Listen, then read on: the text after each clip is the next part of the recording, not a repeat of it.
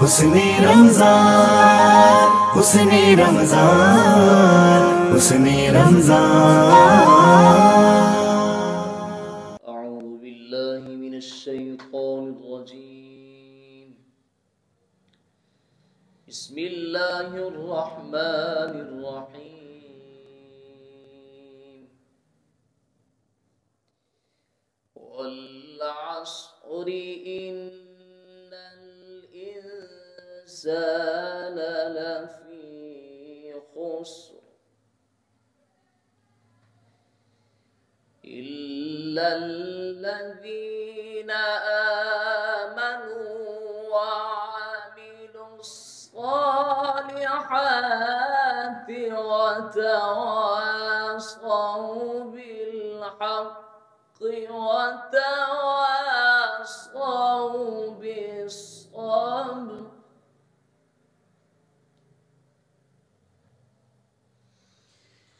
वल अस्रि इन्नल इंसाना लफी खुस्र इल्लल्लज़ीना आमनू वअमिलुस्सालिहाति वतवासौ बिल्हक़्क़ि वतवासौ बिस्सब्र वतवासौ बिल्हक़्क़ि वतवासौ बिस्सब्र। सदक़ल्लाहुल अज़ीम। आऊज़ु बिल्लाहि मिनश्शैतानिर्रजीम। बिस्मिल्लाहिर्रहमानिर्रहीम। तमाम तारीफ़ें उस खुदा वहदहु शरीक के नाम, उस खुदाए लम यज़ल के नाम कि जिसके कब्ज़े कुदरत में हमारी और आपकी जान, माल, इज़्ज़त, आबरू, सांसें सब कुछ महफूज हैं। आज 23वां रमज़ान है और रमज़ान मुबारक की खुसूसी नशरियात हुस्ने रमज़ान में मैं हूँ आपका मेज़बान हसन अयाज और मैं हूँ आपकी मेज़बान मरियम शेख। आप सबका बहुत खुश आमदीद हुस्ने रमज़ान। मरियम, आज 23वां रोज़ा और बस चंद ही दिनों बाद हम बात कर रहे होंगे चांद रात की, ईद की। और एक सेकंड में हम नमाज, कुरान पाक, ये जो पकौड़ों की और शरबत की बहारें हैं, इफ्तार का वक्त है, सहरी का वक्त है, ये सब हम आहिस्ता सा भूल जाएंगे। रमज़ान की तो रौनक ही अलग है। बिल्कुल। जब सब मिलके बैठ के इफ्तार करते हैं, सहरी करते हैं, एक खूबसूरत सा मंजर बन जाता है जो कि आप देखेंगे कि लोगों के पास आजकल टाइम ही नहीं है कि साथ मिलके खाना खाएं। रात का डिनर भी साथ नहीं कर पाते हैं अक्सर लोग, लेकिन सहरी और इफ्तारी एक वाहिद टाइम है जब सब मिल बैठते हैं। अच्छा, फैमिली में याद है हमारे बचपन में कि मतलब फैमिली में बाकायदा एहतमाम हुआ करता था। अच्छा, अब तो मतलब जो माफ कीजिएगा जितनी फैमिली से लोग हैं वो बाजार के लाए गए को तरजीह ज़्यादा देते हैं कि पकौड़े बाजार से आ गए, समोसे बाजार से आ गए। बहुत से बहुत उन्होंने कहा कि मतलब कुछ छोले वोले घर बना लिए। बहुत मेजर फैमिलियाँ इस तरह की बातें कर रही होती हैं, लेकिन उस जमाने में मतलब बाजार को तरजीह नहीं देते थे लोग। फैमिली पूरी बैठते थे, मतलब तरबूज कट रहे हैं, खरबूजा कट रहा है, केले की चाट बन रही है और इस तरह। तो वो उसमें आपको कोई फर्क महसूस हुआ ऐसा कि आप बाजार की तरफ ज्यादा लोग वो हैं कि मतलब बाजार से बना बनाया मंगवा लेंगे? जी, ऐसे ही लोग कोशिश करते हैं कि हमारा किस तरह टाइम बच जाए, लेकिन अभी भी काफ़ी घर ऐसे ही हैं जो ये सब कुछ एक्टिविटीज़ कर रहे हैं, जो घर के खाने को प्रमोट करते हैं कि नहीं हम घर का खाना ही खाएं। बिल्कुल बिल्कुल। क्योंकि आप बाहर का खा रहे होते हैं, वो समटाइम अच्छी क्वालिटी का भी नहीं मिल रहा होता है कुछ ऐसे। लेकिन रमजान में लोगों की प्रेफरेंस यही होती है रिवायत जो है ना बुजुर्गों, वो भी हम मिटाते जा रहे हैं, उसको थोड़ा सा मेंटेन करना चाहिए ताकि हम आने वाली नस्लों को बताएं कि हमारे फैमिली इस तरह करती थी। तो वो सब बातें भी हमारी तकरीबन दूर होती जा रही है। कोशिश कीजिएगा अपने जो बुजुर्गों की बताई हुई जो रिवायतें, सकाफत है, उसको हम अपनी जनरेशन को मुंतकिल करें। बिल्कुल। और आज 23वां रोज़ा सबसे पहले हम अपने स्पॉन्सर्स को थैंक यू करते हैं। 23 दिन तक जो हमारी ट्रांसमिशन पूरी दुनिया को दिखाई है और उसके पीछे भी वो हमारे ब्रांड जिन्होंने हमारे साथ ताउन किया, जिसमें सबसे पहला नाम पिज़्ज़ा मैक्स, जी मार्केटिंग, JDC और GFS। इसके अलावा डोमेस्टिक डैम्सल बाय मारो, आपका भी बहुत शुक्रिया हम सबके साथ ताउन करने का, आप सबका बहुत शुक्रिया हमें स्पॉन्सर करने का कि हम अपनी ये ट्रांसमिशन अपने देखने वालों को दिखा सकें। बिल्कुल। तो क्या है फिर हमारा आज का मौजू? जी, आज का तो मौजू हमारा वही है जो कल भी था, मौला अली और साइंस। मौला अली और साइंस। अच्छा हाँ, तो ये तो मौजू है ना, तो इसके ऊपर तो अगर हम पूरी उम्र भी मौला अली के किसी एक फरमान पे, बल्कि फरमान को छोड़ो उसके एक नुक्ते पे बात करें। नुक्ते से आपकी बहुत बात एक ज़हन में आ गई कि हज़रत अली रज़ी ताला अन्हा का एक कमाल का खुतबा था जिसमें उन्होंने कहीं पे भी नुक्ते का इस्तेमाल नहीं किया, जबकि अरबी ज़बान में ज़्यादातर अल्फाज जो हैं नुक्तों पे बेस कर रहे होते हैं। मौला अली का ये खुतबा बगैर नुक्ते पाए और एक खुतबा इसमें अलिफ नहीं है। अलिफ नहीं। अच्छा, आपको एक हज़रत बताऊँ, ये सिर्फ मौला कायनात के अलावा कहीं नहीं है, ठीक है ना। और इत्तेफाक की बात है कि ये आपने कोई प्लान नहीं था, ये अपने मौजूद छुड़ा रखे बगैर नुक्ते कलाम मैंने पढ़ा। मतलब मेरी तो खैर कोई बड़ाई हो ही नहीं सकती ना। ये बात ये होती है कि इतने क्या के बाद सिर्फ अमीर कायनात ने बगैर नुक्ते का कलाम खुतबा जो है वो है। उसके बाद उस दौर से लेकर अब तक में जितने लोग आए, जितनी दुनिया बनी, जो कुछ भी हुआ, लेकिन बगैर नुक्ते पे कलाम नहीं कहा गया। फिर मौला को पता नहीं क्या आदत मेरी पसंद आई कि अल्हम्दुलिल्लाह मैं वाहिद आदमी हूँ पूरी दुनिया में कि जो बगैर नुक्ते का मैंने कलाम पढ़ा। ये कितना मुश्किल काम होता है सोचने कि मैं आपसे कहूँ कि आप मुझसे बातें करें और नुक्ता ना आए, कितना मुश्किल काम है। मैं आपसे बात करूँ कि अलिफ ना आए, लेकिन मौला कायनात तो आपको पता है ना कि वो बाबुल इल्म पे हम जब बैठे हैं तो वहाँ से हमें आता होता है। अगर आपको उस कलाम का कोई शेर, कुछ अगर लाइंस याद हैं तो आप हमें प्लीज सुनाएं। मैं कोशिश करता हूँ कि 2012-14 में मैंने पढ़ा था और ये बड़ा मुश्किल कलाम था, तो मैं इसके कोशिश करता हूँ एक आध शेर आपको सुनाने की, क्योंकि इसमें मैंने एक मौला की एक दुआ और भी लिखी कि मौला ये कोई ऐसी सख्त लफ्ज़ ना आए तुम्हें कि जो मैं किसी को सुनाऊँ तो वो पढ़ ही ना पाए। फिर मौला ताल्लुक़ मैंने बड़े दिल से दुआ की कि इतना बड़ा कारनामा मेरे मौला ने मेरे हिस्से में डाल दिया, क्योंकि मेरी तो औकात नहीं है।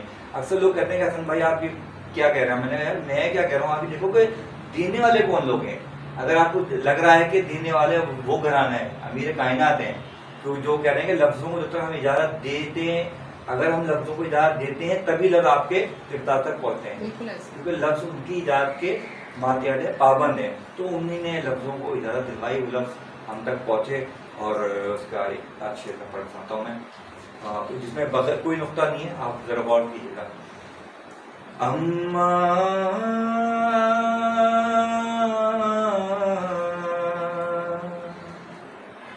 अम्मा का सर खुला है, अम्मा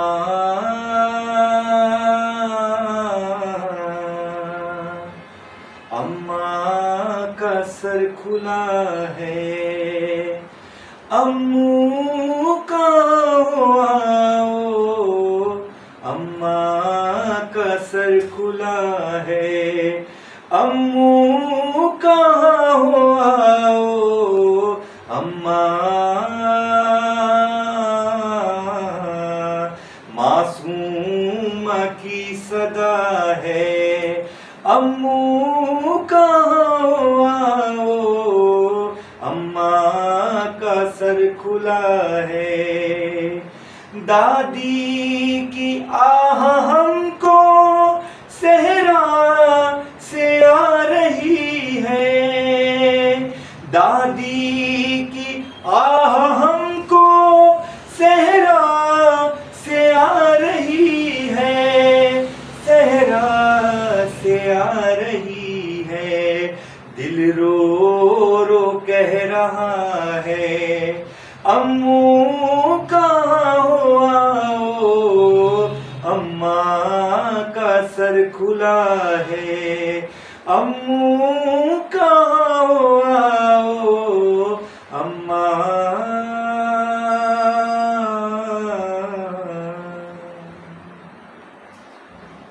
और शुक्रिया आपका, आपको एकदम बोला और आपने फौरन रिकॉल कर दिया।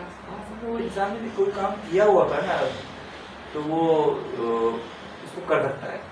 एक दफा आपकी नजरों से गुजर जाए बिल्कुल, जैसे आप हम स्टडी करते हैं तो आप एक बार कुछ चीज़ हमारी नजर गुजर जाए कि हम फिर हमेशा के लिए वो तकरीबन याद होती है, बस जरा सा रिकॉल करना पड़ता है कि हम इस पर ट्रांसमिशन में बैठे हैं, एकदम आप हमसे वो पॉइंट की बात आई नुक्ते की, तो मतलब उसके एकदम नुक्ते से बात कहाँ से कहाँ पहुँची, तो फिर एकदम मैंने कहा कि तो मतलब समझे कि ये मेरा है कि मतलब ये तो बहुत बड़ा एजाज है, मतलब इस एजाज को आप कहीं कह ही नहीं सकते, मतलब कि जिसके मतलब सिर्फ मौलाए कायनात का खुतबा है, उसके बाद हजारों लाखों करोड़ों शायर और पढ़ने वाले सब न जाने इस मौला के अज़ादार की मौला को कौन से आंसू गिरते हुए आंसू पसंद आ गए, कौन सी मेरी माँ बाप की दुआ पसंद आ गई, कौन सी आपकी उन दुआएं की पसंद आई कि मौला ने मुझे इतना वजनी नाम मेरे हिस्से में रख दिया कि मतलब मैं बड़ी मुश्किलों से उठा पाता हूँ।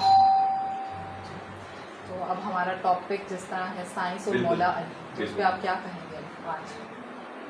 साइंस जो कुछ भी है वो मोहताज थी, है और रहेगी मौला अली की। ऐसे ये बहुत सारे जो कि फॉरेनर हैं आज भी हज़रत अली रज़ी ताला अन्हा की बताई हुई बातों की खोज कर रहे हैं बिल्कुल और कोशिश कर रहे हैं कि किसी तरीके से हम गलत साबित कर सकें इनके अल्फाजों को, लेकिन वो हैरान हैं कि कोई लफ्ज़, बिल्कुल। कोई अल्फाज कुछ भी इसमें गलत नहीं है, बल्कि वो खुद तहकीक कर रहे हैं कि ये कैसे वो बता गए, या तो इन्होंने दुनिया बनाई है बिल्कुल या तो दुनिया को बनते हुए देखा है। बिल्कुल इसी तरीके से थॉमस कार्ली इन्होंने अपनी किताब ऑन हीरोज़ हीरो वर्शिप में भी भर भर कर हज़रत अली रज़ी ताला अन्हा की तारीफ़ें बयान की हैं। इसके अलावा हज़रत अली रज़ी ताला अन्हा की लीडरशिप क्वालिटीज़ के ऊपर भी इन्होंने बात की है और उनके किरदार पर भी बात की है। बिल्कुल। अच्छा, इसके अलावा भी साइंसी तो मामलात भी हैं, उसके अलावा जो मौला अली के दीगर खुतबात हैं, मौला अली के फैसले हैं, मतलब मौला कायनात की ज़िंदगी, उनकी सीरत, ये तो हमारे लिए कैनवस इतना बड़ा कैनवस है। इसमें जैसे कि हज़रत अली रज़ी ताला अन्हा की लीडरशिप के ऊपर बात की गई है। जी। अगर मैं आपसे पूछूं कि हज़रत अली रज़ी ताला अन्हा कैसे लीडर थे और उन्होंने किस तरीके से लीडरशिप को लेके चले हैं ज़िंदगी में, कुछ उसके ऊपर रोशनी डालें। देखिए, हम तो मौला के चाहने वाले हैं, लेकिन हम सिर्फ इतना ही उनके लिए काफ़ी है कि शेर खुदा का लक़ब अली मौला के अलावा किसी को मिला ही नहीं, यानी कि इतने अच्छे लीडर थे, इतने अच्छे बहादुर इंसान थे, ऐसी शख्सियत थी और ऐसा विकार था उनका। और उसके अलावा आप देखिए मतलब कि वो किसी भी रूप में, अगर आप बाप के रूप में देख रहे हैं आप, तो मौलाए कायनात की ज़िंदगी आपके सामने मौजूद है, शौहर के रूप में देखें आप, और एक अच्छे अमीर के रूप में, हाकिम के रूप में देखें आप, कि देखा आपने कि मतलब कि अभी पिछले दिनों जब हम ट्रांसमिशन कर रहे थे तो जब मस्जिद कूफा में अमीर कायनात पे ज़र्ब लगी तो कूफे के एक एक शख्स, एक एक घर से यही आवाज़ आ रही थी कि आज हम यतीम हो गए, आज हम यतीम हो गए, आज हम यतीम हो गए। तो किसी ने पूछा कि ऐसा क्या हुआ है, तो कहा कि वो जो अमीर हमारा, वो जो हमारे दुखों को बांटता था, वो जो हमारा ख्याल रखता था, वो जो हमें अपना कहता था, जो हमारे लिए खाना तो पीना वो मुयस्सर करता था। रात को तारीकियों में आके और हमें हमारी ज़रूरियात की मतलब जो नीड होती थी उससे ज़्यादा हमें फराहम करता था, जो हमारा इतना ख्याल रखता था। तो अब आप खुद सोचते हैं ना कि वो कैसे लीडर थे। अच्छा, लीडर के साथ इंसान की बात कर रहा हूँ कि अपने कातिल को, उस मलाउन इब्ने मुल्जिम, अब्दुर्रहमान इब्ने मुल्जिम लानती को जिसने ज़र्ब मारी है, और हम और आप होते तो उससे बदला लेते। वहाँ लोग खड़े थे मौला के चाहने वाले कि आप हुक्म दें, तलवारें निकल आती, लेकिन उन्होंने कहा कि नहीं, अल्लाह का घर है, यहाँ पर खूनरेज़ी बिल्कुल नहीं। अली को खूनरेज़ी पसंद ही नहीं थी। हाँ, अली की तलवार जब उठी अल्लाह के दुश्मन पे उठी। तो ये तो बातें क्या बताया जाए, बस इससे ज़्यादा मैं क्या बोल सकता हूँ कि अमीर कायनात के लिए कि इससे बड़ा कोई लीडर था ही नहीं, क्योंकि उनकी नजरों में, अच्छा वो इसलिए उनको कहा जा रहा है कि उनकी नजरों में रसूलुल्लाह सल्लल्लाहु अलैहि वसल्लम, अब आप आ जाए, जो उनकी नजरों के सामने परवान चढ़े, उनको देख के उनके फैसले, उनकी सारे जो मामला हैं, तो फिर वो अली को शेर खुदा का लक़ब क्यों नहीं मिले? ला फता इल्ला अली, ला फता जुल्फ़िकार, जुल्फ़िकार परवरदिगार मिल रहा है। तो ये तो अच्छे लीडर होने की इलामत है। इसी तरीके से कार्ल सेगल कॉस्मोस एक बुक है जिसे कार्ल सेगल ने लिखा है। ये नासा के डायरेक्टर भी हैं। इस बुक में इन्होंने एक पैराग्राफ में बताया है कि इस दुनिया के सारे जानदार अपनी बुनियादी अज्जा में एक जैसे ही हैं, जबकि हज़रत अली रज़ी ताला अन्हा आज से 1400 साल पहले नहजुल बलागा में हज़रत अली रज़ी ताला अन्हा ने खुतबे में कहा कि जहां आपने सेम इसी तरीके की बात को एक्सप्लेन किया है अपने खुतबे में, तो आप खुद देखें कि आज के साइंसदान अब लिख रहे हैं अपनी किताबों में जो बात आज कर रहे हैं, मौला अली 1400 साल पहले एज इट इज बात अपने खुतबे में कह चुके हैं। भाई देखें ना, आज जो आप चांद पे जा रहे हैं, ये चांद पे जाने का रास्ता आपको किसने बताया? ये जो आज पूरी दुनिया में आप देखें, आप कुदरत का करिश्मा, ये मौला कायनात ने इसको तफसील से बयान किया है कि इस वक्त आप आसमान से जब ऊपर जाते हैं ना, हम लोग फ्लाइट वगैरह करते हैं आप, तो आपको सोचिए कि इसकी जो रूट्स हैं, मतलब लाखों करोड़ों फ्लाइट जा रही है, लेकिन आपने कभी नहीं सुना होगा कि आसमान के ऊपर कोई हादसा हुआ है। तो ये सब अमीर कायनात देख हुए, उन्हीं ने कहा है ना, कल भी आप भी बोल रही थी, मतलब कि मैं जमीनों से ज्यादा आसमानों के रास्तों से वाकिफ हूँ। तो ये तमाम जो जितनी भी साइंस, कुछ भी कर ले साइंस, आप जो भी सोच रही हैं, सब अमीर कायनात बता चुके हैं। बिल्कुल ऐसे। एक मरतबा हजरत अली रज़ी ताला अन्हा के पास एक शख्स आया और उसने अपने कुछ सवालात आपके सामने रखे, जिसमें उसने पहला सवाल किया कि ए मौला अली, मुझे बताएं कि अल्लाह ने इस दुनिया में सबसे पहले कौन सी चीज़ को पैदा किया? तो हज़रत अली रज़ी ताला अन्हा ने जवाब में कहा कि अल्लाह ने सबसे पहले नूर को पैदा किया। फिर उसने सवाल किया कि ए अली, मुझे बताएं कि वो कौन सी 10 चीज़ें ऐसी हैं जो कि बहुत ज़्यादा ताकतवर हैं? जिसके जवाब में हज़रत अली रज़ी ताला अन्हा ने फरमाया कि सबसे ज़्यादा ताकतवर पत्थर है, लेकिन पत्थर से भी ज्यादा ताकतवर लोहा है, क्योंकि लोहा पत्थर को काट सकता है, और लोहे से ज्यादा ताकतवर आग है, क्योंकि आग लोहे को जला सकती है, पिघला सकती है। लेकिन आग से भी ज्यादा ताकतवर पानी है, जो कि आग को बुझा सकता है, और पानी से भी ज्यादा ताकतवर बादल है, क्योंकि बादल पानी को आसमान पर उठाए फिरता है, और बादल से भी ज्यादा ताकतवर हवा है, क्योंकि हवा एक ऐसी चीज है जो बादलों को आसमानों पर चलाए फिरती है, और हवा से भी ज्यादा ताकतवर हवाओं से भी ज्यादा ताकतवर हवाओं के फरिश्ते हैं, जो हवाओं को जमीन पर चलाए फिरते हैं, और हवाओं के फरिश्ते से भी ज्यादा ताकतवर मलिकुल मौत है, जो कि हवा के फरिश्ते को भी मौत देगा, और मलिकुल मौत से भी ज्यादा ताकतवर मौत है, जो कि मलिकुल मौत को भी मौत देगी, और मौत से भी ज्यादा ताकतवर अल्लाह ताला का कुन है, जो चाहेगा वो करवाएगा, और कोई चीज ऐसी नहीं जो उसके रास्ते में हायल आए।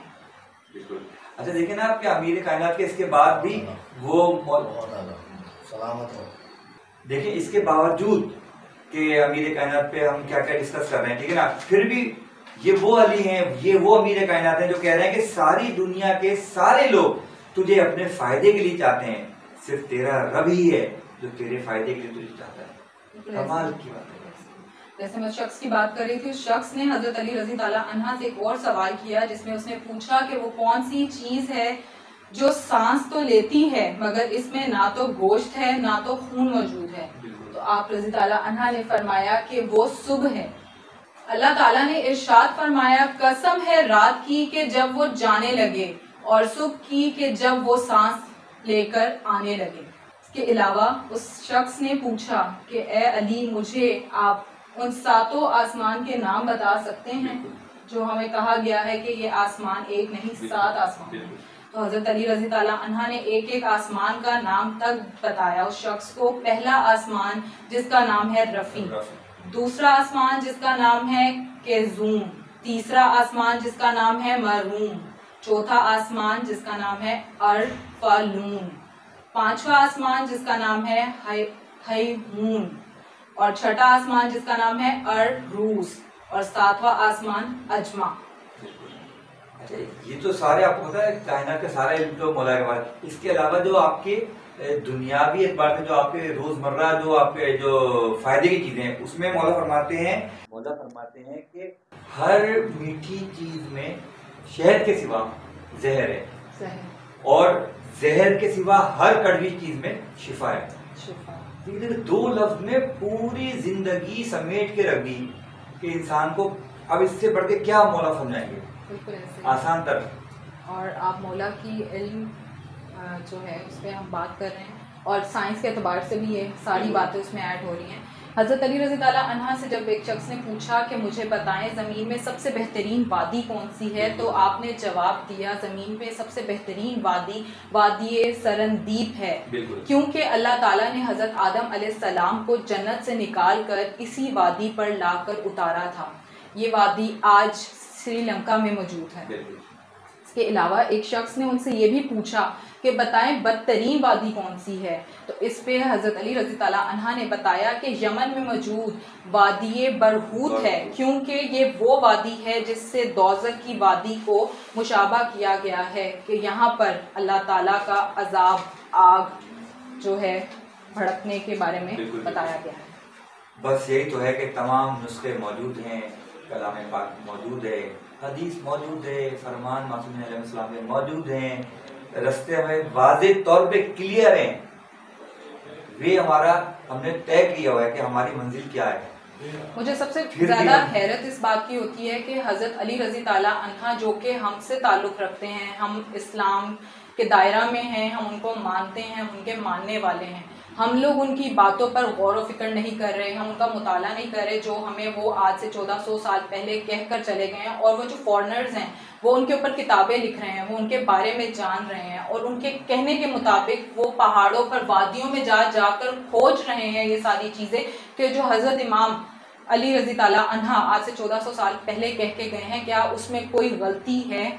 और वो भी अपना सर पकड़ के बैठे हैं कि उनके अल्फाज में कोई एक लफ्ज़ भी गलत नहीं है। और हम परेशान हैं कि हम मुसलमान कहाँ पे हैं, हम लोग क्यों नहीं देख रहे कि बाहर के मुल्क वाले उनको उठाकर उनके बारे में जान रहे हैं, उनके ऊपर किताबें लिख रहे हैं, क्यों नहीं हम गौर कर रहे हैं। ये तो हमारा इस्लाम है, हमारे वो मौला हैं, अली हैं, हम उनके बारे में हम क्यों नहीं जान। भाई देखिए, हमारी जो बिगाड़ यहीं से पैदा हुई ना कि रसूल सल्लल्लाहु अलैहि वसल्लम जब पर्दा फरमा रहे थे, कहा कि मैं तुम्हारे दरमियान दो अहम तरीन चीज़ें छोड़ के जा रहा हूँ, कुरान और अहले बैत। ना आप कुरान को थामे बैठे इसी तरह, ना अहले बैत अलैहिस्सलाम को, जिनको ये दिया नहीं गया है, जिनको ये इसके बारे में कुछ भी नहीं पता, लेकिन उनको इतना पता है कि उन्होंने हमारी चीज़ें छोड़ी हुई चीज़ें उन्होंने स्टडी की। आज वो चांद सूरज सितारों पे जा रहे हैं, गैलेक्सीज पे वो काम कर रहे हैं, तरक्की तो सारी उन्हें ले ली।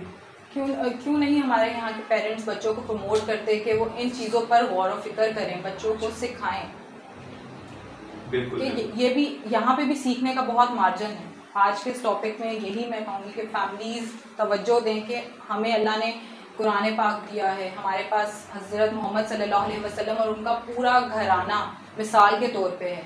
हम सब इनका जायज़ा लें, मुताला करें, ताकि हम लोग अपनी ज़िंदगी में जितनी बेहतरी ला सकते हैं लेके आएँ, और इसके साथ साथ अपने पाकिस्तान के लिए भी इसके थ्रू कुछ ना कुछ काम करके जाएं, अपनी कंट्रीब्यूशन करें। आज इंशाल्लाह पूरी ट्रांसमिशन में हम इसी पे अपने आने वाले मेहमानों से भी गुफ्तगू करेंगे, और ये वो सब्जेक्ट है जिससे हमें भी सीखने का मौका मिल रहा है, और जो हम तक इल्म पहुँच रहा है हम कोशिश करते हैं आप तक वो इल्म पहुँचाएँ, और वो इल्म आप रोकिएगा नहीं, वो इल्म आप आगे पहुँचाना है, क्योंकि इल्म बांटने से बढ़ता है और इल्म आप जितना बांटेंगे वो सबका जारिया भी। बिल्कुल, अपना ख्याल रखिएगा और अपने इर्द गिर्द के एटमॉस्फेयर का भी ख्याल रखें, और देखते रहिए हुस्ने रमजान। मिलते हैं आपसे एक छोटी सी ब्रेक के बाद।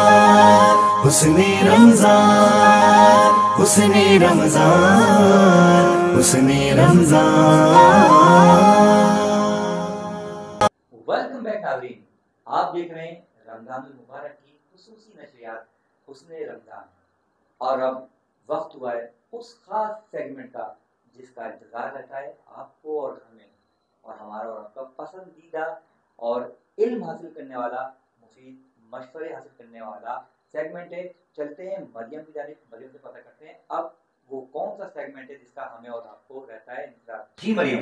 जी नाज़रीन, अब हमारे अगले सेगमेंट का वक्त हो चुका है जिसका नाम है रमज़ान अवेयरनेस, और रोज़ाना की तरह हमारे साथ मौजूद हैं असद जैदी साहब। वालेकुम अस्सलाम। कैसे हैं भाई? खैरियत? आज 23वां रोज़ा कैसा गुजर रहा है आपका? रोज़ा बहुत अच्छा रहा, बड़ा पुरसुकून। बस ये दिल में हो रहा है कि अब थोड़े से रोज़े बाकी रह गए, और ये कुछ दिन के बाद इस बरकत से महरूम हो जाएंगे।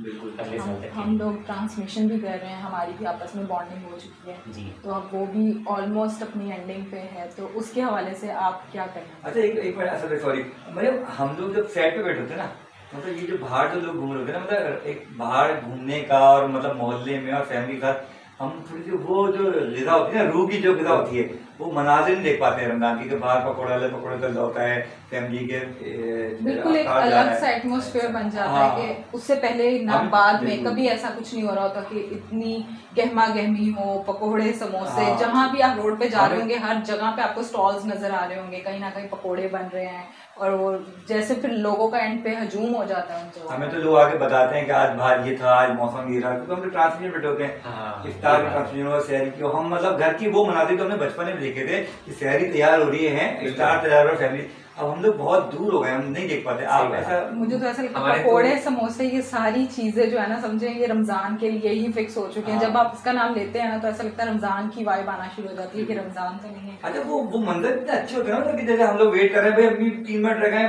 दस्तरखान लगा दें, और वो मंजर ही नहीं हमारे बिल्कुल, पास। घर का कोई फर्द मुसलसल वो घड़ी पे उसकी निगाहें, हाँ। और एक मिनट का ताक़ुब अब वो हो रहा है। गुस्सा होते हैं कि अरे भाई अभी तक शरबत लाके नहीं रखा किसी ने, हाँ, है ना? वो एक अपनी और उसकी वो जो attraction। घर हाँ। की फीमेल्स हैं वो पूरी टेबल सजाती हैं एक तरतीब से, सीक्वेंस से, जिस तरह वो रख रही होती हैं, वो कितना खूबसूरत होता आखिरी है। वक्त पे कुछ रखना रह जाएगा तो फिर सबकी निगाहें नहीं, और अभी अगर आप कहते हैं भाई वो पकौड़े, अरे भाई तल रहे हैं ताकि गरम गरम आपको मिल जाए, तो गरम। गैस ने मुसीबत कर रखी है। ये तो इस वक्त सबसे ज्यादा मौजू है वाकई कि सबसे गैस, बड़े मतलब वो मसाइल। आई मेरे ख्याल से कहीं 2 बजे 3 बजे 4 बजे गैस आ रही है, वो 2 घंटे में क्या अफ्तारी बनाए भारत बहरहाल। है कि घर में जो खवातीन इस वक्त इफ्तारी और सहर की मुश्किल इस एक्सरसाइज में मसरूफ़ हैं, उनको भी, उनके जज्बे को भी सलाम है, उनकी मेहनतों पे उनको उनकी हौसला अफजाई की जानी चाहिए। अच्छा मरियम, आप जब ट्रांसमिशन के अलावा कभी ऐसा मौका आता हो घर में, तो अफ्तारी बनाना आपको अच्छा लगता है, आती है या नहीं?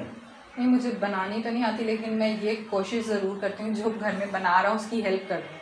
हाँ। इतना मेरा पार्टिसिपेशन ज़रूर रहती है घर में, या टेबल जाके चीज़ें रखाऊँ या कुछ, इतनी मैं ज़रूर कंट्रीब्यूशन करती हूँ। अदरवाइज मतलब अगर आप कहीं बाहर जाती हैं, कहीं सेट पे रिकॉर्डिंग में बाहर जाएंगी, तो मतलब आप भूखी रहेंगी घर में, मतलब वहाँ पर, या कोई ऑर्डर कर लेंगी बता? अल्लाह का शुक्र है हमारी टीम अच्छी होती है, अफ्तार तो अरेंज कर ही देती है। हाँ माशाल्लाह से, जैसे आपको होता है हमारी टीम में, मतलब फातिमा हमारी बड़ी सारी फरिश्ते हैं, और जैन भाई और अली हसन, आप सारे लोग मतलब- आप सबका हम लोग और- शुक्रिया अदा करना बिल्कुल। चाहते हैं। आपने पूरे- हमारे पूरे रमजान माशाल्लाह अफ्तार का जो अरेंज किया, बेहतरीन अफ्तार, बेहतरीन, बिल्कुल बेहतरीन ऐसे ही हमें है। आपको मतलब अफ्तार के बाद डिनर मिलता था, और नाइन बेहतरीन- शाइन की जो बैक एंड पे जो सब खड़े हैं कैमरा सब- के बिहाइंड सबका, पे जो बिल्कुल। हैं, उन सबका बहुत बहुत शुक्रिया। हम लोगों के लिए डेली अफ्तार अरेंज करने का बहुत शुक्रिया आप सबका, हमें इतने मजे मजे के खाने थैंक्स तो खिलाने। पता होना चाहिए ना। बाकी हमें तो पता ही इफ्तार को सब चलता था जब सामने बिल्कुल। चीजें आ जाती थी। जैसे वही वहाँ जो लास्ट टाइम भी मैं बात कर रही थी, वो यही थी कि अल्लाह ताला कहते हैं कि जिसने बंदे का शुक्र अदा नहीं किया उसने मेरा शुक्र अदा नहीं किया।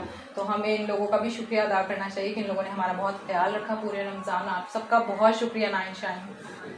असल सर भाई मैं आपसे एक सवाल पूछा था, उसका आपने जवाब नहीं दिया। वो कौन बीच सा? में हम- दोबारा करें, हमने नहीं आप- सुना था, हम हाँ। चाह रहे हैं दोबारा करें आप। हाँ, मैं वही सवाल कर रही थी कि आपने देखा होगा अभी हम डे 1 था, हमने स्टार्ट किया था और अब हम बिल्कुल एंड के करीब 23 हैं। तो आपको कैसा लग रहा है कि हम लोगों का साथ कैसा लगा आपको, और अब एंडिंग पे हैं हम लोग? बिल्कुल, मुझे तो ये इस सेट पे एक मुकम्मल एक फैमिली का एहसास रहा है, और एक जिसमें एक बड़ी तहजीब, बड़ी शाइस्तगी, और फिर सबके साथ एक कॉपरेशन, कोऑर्डिनेशन, बहुत अच्छा जज्बा मुझे देखने को लगा। और यही मैं समझता हूँ कि रमज़ान की बरकतों में सबसे अहम है कि लोग जब मिलजुल के काम करते हैं, तो ये हमारी एक प्रैक्टिस है ना कि हम ज़िंदगी में भी अगर इसी तरीके से बहुत से चीज़ों को मिलजुल कर करें। जैसे एक टॉपिक होता है, उस पर एक राय मेरी एक आपकी है, लेकिन हम किसी न किसी नतीजे तक उसको पहुँचाते हैं। तो ज़िंदगी में भी अगर हम ये कर लें कि डायलॉग करके चीज़ों को किसी अच्छे रिजल्ट तक पहुँचाएँ, तो मैं समझता हूँ रमज़ान इसकी बेहतरीन प्रैक्टिस है। और हमने यहाँ पर पूरी रमज़ान ट्रांसलेशन में बहुत अच्छा वक्त गुजारा, मैं बहुत मुतासिर हूँ। बिल्कुल, और माशाल्लाह से और आपकी जो बातें हैं, जो आपका नॉलेज है, उससे हम सब बहुत मुतासिर हुए हैं। हम सबको सीखने का मौका मिला, हमारी ऑडियंस को सीखने का मौका मिला। मतलब जब भी हम आपसे डिस्कशन कर रहे होते हैं, हम कहीं खो जाते हैं कि बस अभी ये बात खत्म ही ना हो और ये चलती रहे। बस ये दर अहले बैत का इल्म है, लेकिन हम तो जो दर अहले बैत से इल्म हासिल हुआ है, जो पढ़ा है, जो सीखा है, वो बयान करें। बिल्कुल अली ने रसूल से सीखा बिल्कुल। और आगे बयान किया, और हम जितने भी हैं तालिब इल्म, बस सब अभी सीख और रहे हैं कहीं ना अभी कहीं, इनको कोई ना सीख कोई, कर- लेकिन हर कोई सिखा रहा है, हर कोई सिखा रहा है। ऐसा नहीं है कि कोई और आप मैंने खुद ट्रांसलेशन पर आप लोगों से बहुत सी बिल्कुल। चीजें सीखी। हाँ, सीखने का मतलब लाजिम बात मैं है। आप लोगों से सीख लेकिन रहा हूँ। लेकिन हम आपसे जो सीख रहे हैं उसका मतलब वो कहते हैं ना, हजरत अली रज़ी अल्लाह अन्हा ने कहा है कि आपको कोई एक लफ्ज़ भी सिखा दे वो आपका उस्ताद है। बिल्कुल। मैं तो आपको सीरियसली जब से आप आए हैं मैं यही समझती हूँ कि you are just like a teacher for me. हाँ। आप एक मेंटोर हैं, एक टीचर हैं, आप माशाल्लाह इतनी अच्छी गाइडलाइन देते हैं, और जो आप साथ साथ जो मसलों के हल बताते वजीफे जो बताते हैं, हैं वो सिर्फ हमारे लिए नहीं बल्कि हमारी ऑडियंस के लिए भी कितनी बेनिफिशियल है।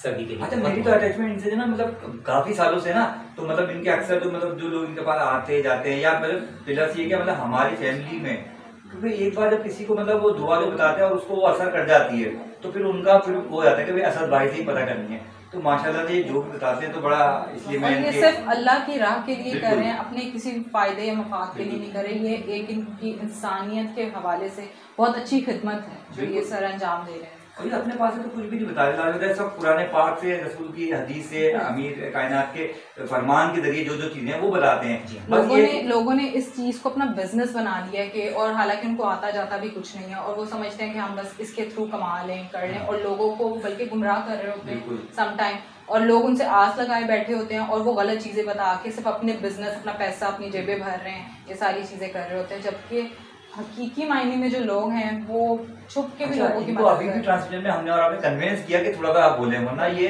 बोलते ही नहीं, कह रहे यार जिसको जरूरत होगी वो तुम लोग बोल देते हो, मैं उसको कर देता हूँ, क्योंकि ये इनका ये वो नहीं है जिस तरह का माहौल चल रहा है कि मतलब एक सेकंड में इंसान वो बाबा टाइप के बन जाते हैं वो, तो फिर वो उसके बाद भी उनके टोर्च बदल जाते हैं, फिर वो पैसा इन्वॉल्व हो जाता है, या फिर आप नहीं भी ले रहे होते लेकिन बातें बनाने वाले तो वो कई बातें करते हैं। तो आपके एक सवाल आज इनके जरिए हम करेंगे, असल में आपको ये इल्म कहीं से ट्रांसफर हुआ या विरसे में मिला होता ना कि फादर थे, या कहाँ से? देखें आगाज क्या है इसका? देखें इसका जो मरकज़ है वो करबला है। बिल्कुल बिल्कुल। करबला हम लोग ज़ियारत पे जाते हैं, तो ये एक ऐसी सैयद शुहदा की आसार हैं कि जहाँ पर जब इंसान कोई जाता है और इंसान वहाँ पे कुछ कल्ब से मौला की बारगाह में जाता है, तो मौला से कुछ ना कुछ इंसान को ज़रूर मिलता है। दुनियावी तौर पे भी बहुत सी चीज़ें मिलती हैं, दुआएं इंसान की होती हैं, परेशानियाँ दूर होती हैं, लेकिन इसके साथ साथ मौला की तरफ से कुछ अता भी हासिल होती है जो रूहानी तोहफे की शक्ल में हासिल होती है। तो कुछ इसी किस्म का मामला मेरे साथ भी, और ये बात भी अपनी जगह कि मेरे वालिद मोहतरम भी एक बड़े मुत्तकी और परहेज़गार और बहुत ही आबिद और ज़ाहिद, जैसे मैंने पहले प्रोग्राम में भी कहा था, वो 93 साल से उनकी ज़्यादा उम्र है, लेकिन अभी भी माशाल्लाह वो बाकायदगी से दुआ अल्लाह ताला उनको सेहत और तंदुरुस्ती वाली लंबी ज़िंदगी दे। तो ज़ाहिर है वो चीज़ इंसान को एक विरासत में भी मिलती है। और फिर सैयद शुहदा का मैं कहूँगा कि जो कुछ भी ये है, ये सैयद शुहदा की ज़मीन करबला की वजह से है और इमाम ज़माना की। अच्छा, आपकी एजुकेशन के हवाले से थोड़ा सा बताया कि मतलब आप इतने सारे शोबों पे आप गुफ्तगू कर लेते हैं, तो कोई खास शोबा तो होता है ना? मैंने क्योंकि स्टार्ट में इनका इंट्रोडक्शन दिया था कि ये रिलीजियस स्कॉलर है, बट आगे मजीद आप कुछ अपनी डेप्थ बताएं। देखिए, रिलीजन के साथ साथ अल्हम्दुलिल्लाह मेरा प्रोफेशनल बैकग्राउंड भी है और मेरी मास्टर्स MBA क्वालिफिकेशन है, और इसके साथ साथ मैंने इसमें इंटर भी किया हुआ है, और साथ के साथ साइंसेस के हवाले से मेरी स्टडीज़ हैं, और फिर मुख्तलिफ जो MNCs हैं मल्टीनेशनल्स, उसमें भी मेरा वर्किंग एक्सपीरियंस है। तो दीन और दुनिया दोनों चीज़ें। अच्छा, अगर मैं आपसे पूछूं कि आपके वालिद का क्या कंट्रीब्यूशन है, लाइक आप जैसे इस्लामिक रिलीजियस स्कॉलर बन गए हैं, इस्लाम की तरफ चल रहे हैं, आपके वालिद भी कैसे बिलोंग करते थे? वालिद साहब का बहुत बड़ा कंट्रीब्यूशन इसलिए कि वालिद साहब के, जैसे मैंने पहले प्रोग्राम में भी कहा था कि उनके राइटिंग स्किल्स बहुत अच्छे, और दूसरी उनका इबादत की तरफ बड़ा रुझान। फिर ज़ियारत उनके मुझे नहीं याद पड़ती उन्होंने ज़िंदगी में कितनी ज़ियारत, इतनी कसरत से उन्होंने इमाम रज़ा अलैहिस्सलाम, करबला, हज उम्रा इतनी कसरत से किए कि मुझे खुद भी नहीं याद है। तो ज़ाहिर बात है ये सब चीज़ें जो उन्होंने ज़िंदगी में रियाजतें की, वो भी उनको एक ज़ुहद की शक्ल में उनको हासिल हुई। तो वही चीज़ फिर उनको देख कर शौक़ हुआ, और शौक़ के साथ साथ एक चीज़ कुदरती तौर पर ट्रांसफ़र होती है। फिर बात ये होती है कि इंसान डिस्कस करता है। तो मेरे अपने वालिद साहब के साथ बहुत ही अच्छी अटैचमेंट है। अच्छा, आप राइटिंग का बोल रहे थे, मेरी जो फादर और मदर थे, उस ज़माने लोगों की राइटिंग बेपना अच्छी होती, बेपना बहुत अच्छी होती थी। वो 4 जुमले लिखते थे, लेकिन पूरे स्टैंडर्ड SOP पे लिखते थे। आप लिखने के हवाले से बात करें, ये तो आप वो बात कर रहे हैं कि नॉलेज के एतबार से लिखना है, एक वो राइटिंग की बात हो रही है। आप वो राइटिंग तक क्या आज इसलिए मसला है कि हम डायरेक्ट बच्चों को आज अब तो हम टैब दे देते हैं, टैब पे कर लेते, पहले तख्ती होती थी और उससे कुछ सबसे पहले इसकी तरफ मशक कराई जाती थी, हर्फ को जोड़ना मिलाना, फिर उसके बाद एक ही हर्फ की बार बार उसमें कोई पेन होता था शायद कुछ, हाँ वो कलम तख्ती और कलम, और वो देखे उसका भी एक क्या चार्म होता था कि ना वो तख्ती को रोजाना धोया जाता था, उसके बाद मिट्टी के जरिए उसको साफ करके, पंजाबी में गानी कुछ ऐसे कहते हैं, तो बहरहाल उससे वो साफ करके रोजाना की एक्टिविटी होती थी। फिर उस पे जनाब उस पे तख्ती, फिर उसके बाद वो स्कूल में मास्टर साहब बकायदा चेक करते थे, घर में वालदा भी चेक करती थी कि तुमने सही लिखा कि नहीं लिखा, काली दवा के साथ ले आके। आपका मानना है कि उससे राइटिंग अच्छी होती है? उससे भी अच्छी होती है, लेकिन उसके साथ साथ लिखना बताते खुद, ठीक है। आजकल ज्यादा राइटिंग स्किल्स पे, सॉरी रीडिंग स्किल्स पर है, बच्चों को शुरू क्लास से ही ज्यादातर होता है कि तुमने पढ़ना है और उसके बाद तुमसे पूछना है। अब मेजोरिटी आप बच्चों को देखें कि उनको रीड कर रहे होते हैं बहुत कुछ, लेकिन उनको उसकी कंसेप्शन ही नहीं होती, अंडरस्टैंडिंग ही नहीं होती, ठीक है ना। कॉन्सेप्ट नहीं, कॉन्सेप्ट याद रखें, लिखने से क्लियर होते हैं। अच्छा वो आपने बिल्कुल, आप सॉरी माफिएगा, आपने एक उसमें एपिसोड में मतलब कहा भी था कि मौला अली ने कहा कि लिखो, शायद ही वो लिंक है, लिखकर महफूज करो, मौला ने फरमाया इनको लिखकर कैद करो, वही लिंक है। वही नाज़रीन, अगर हमारे जो मौला अली हैं, हजरत मोहम्मद सल्लल्लाहु अलैहि वसल्लम हैं, अगर इनकी बातें लिखकर महफूज ना की जाती तो आज हम तक दीन इस्लाम कैसे पहुंचता। तो लिखना वाकई में बहुत बड़ी बात है। आप देखें 1400 साल पहले वाली बात हम तक पहुंच रही है, और अल्लाह का शुक्र है कि इस चीज़ का अल्लाह ने जिम्मा लिया है कि इस चीज़ में हर्फ का भी जो है मसला नहीं आएगा, इसका जिम्मा मेरा है। और मेरे उस्ताद हमें यही समझाया करते थे कि याद नहीं करो चीज़ को, बार बार लिख लो, याद हो जाए खुद ब खुद तुम्हारे, क्योंकि जब आप सुन रहे होते हैं आपको याद हो जाता है, लेकिन आप जब लिख लेते हैं उससे आपके जहन में महफूज हो जाता है। फिर इम्तिहान वाले दिन वो सब चीज़ आपकी रिकॉल होती है। इसलिए तो हमें वो स्कूल कॉलेज यूनिवर्सिटी में लिखवाने पे जोर दिया जाता है। जितने हम वो पेपर्स देने होते हैं बोर्ड के, बोर्ड में यूनिवर्सिटी क्यों टाइम मैनेज नहीं कर पाते स्टूडेंट्स, साल भर लिख नहीं रहे होते हैं, इसलिए तो हमारे टेस्ट लिए जा रहे होते हैं डेली बेसिस पे। जब पढ़ने की बात करें तो पढ़ते तो हमारा स्टूडेंट, लेकिन जब उसे लिखवा रहे बैठे तो ये तो राइटिंग कैसी है। बिल्कुल ये भी आपका एक सब्जेक्ट है। बिल्कुल कुरान में जिसे नून वल कलम, बिल्कुल कलम की बात खुदा ताला ने हिकमत के तहत की इंसानियत को तवज्जो दी है कि कलम एक बड़ी पावर है इंसान के पास। बिल्कुल ऐसे कलम जो है ना, मतलब अगर कोई मांगे तो दे देना चाहिए। जी बिल्कुल बिल्कुल। और साइंस में हमारी बुनियाद ही कलम से देखते हैं। बिल्कुल कमाल है। तो नाज़रीन, आज हमारा पिछला टॉपिक जो लास्ट टाइम भी हम डिस्कस कर रहे थे पिछले एपिसोड में, साइंस और मौला अली, वही हमारा आज भी टॉपिक है, जैसे कि हमने अपने इंट्रो में भी बताया आपको। और आज असद जैदी साहब के साथ हम उसी मौजू पे गुफ्तगू को जारी रखेंगे।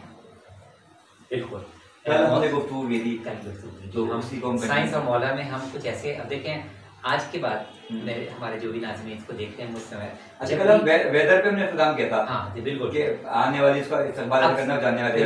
अब से ये होगा कि हम जब घर से बाहर निकलेंगे ना, दुनिया के मुशाहदात करेंगे, कोशिश करें अली की निगाह से मुशाहदात। बिल्कुल, अली कैसे दिखते हैं। मिसाल के तौर पे मौला अली से सवाल किया किसी ने कि भाई मशरिक और मगरिब के दरमियान में कितना फासला, तो मौला ने कहा सूरज का एक दिन का रास्ता। बिल्कुल, और आज की साइंस इस बात को प्रूव कर रही है बिल्कुल कि ये जो एक दिन सूरज की पूरी ट्रैवल मूवमेंट है, ये इक्वल टू मशरिक और मगरिब का। पहले इस पे टीवी पे कोई आ रहा था और बीबीसी वगैरह पर देखा था। बिल्कुल, तो ये कितनी अहम चीज़ है कि पूरी एस्ट्रोनॉमी इसी पर बेस करती है। फिर उसके बाद ये मैग्नीट्यूड, डिस्टेंसेस, जितनी भी कैलकुलेशन हुई हैं आज मौला के फरमान की रोशनी में हुई। बिल्कुल, मैं और भी चीज़ें यहाँ पे बताना चाहूँगा इस साइंस के मौजू को देखते हुए। ज़मीन पर देखें ये हशरातुल अर्ज़ है, बिल्कुल कीड़े मकोड़े, इनमें एक मखलूक है चींटी, इतनी छोटी सी, बिल्कुल ठीक है।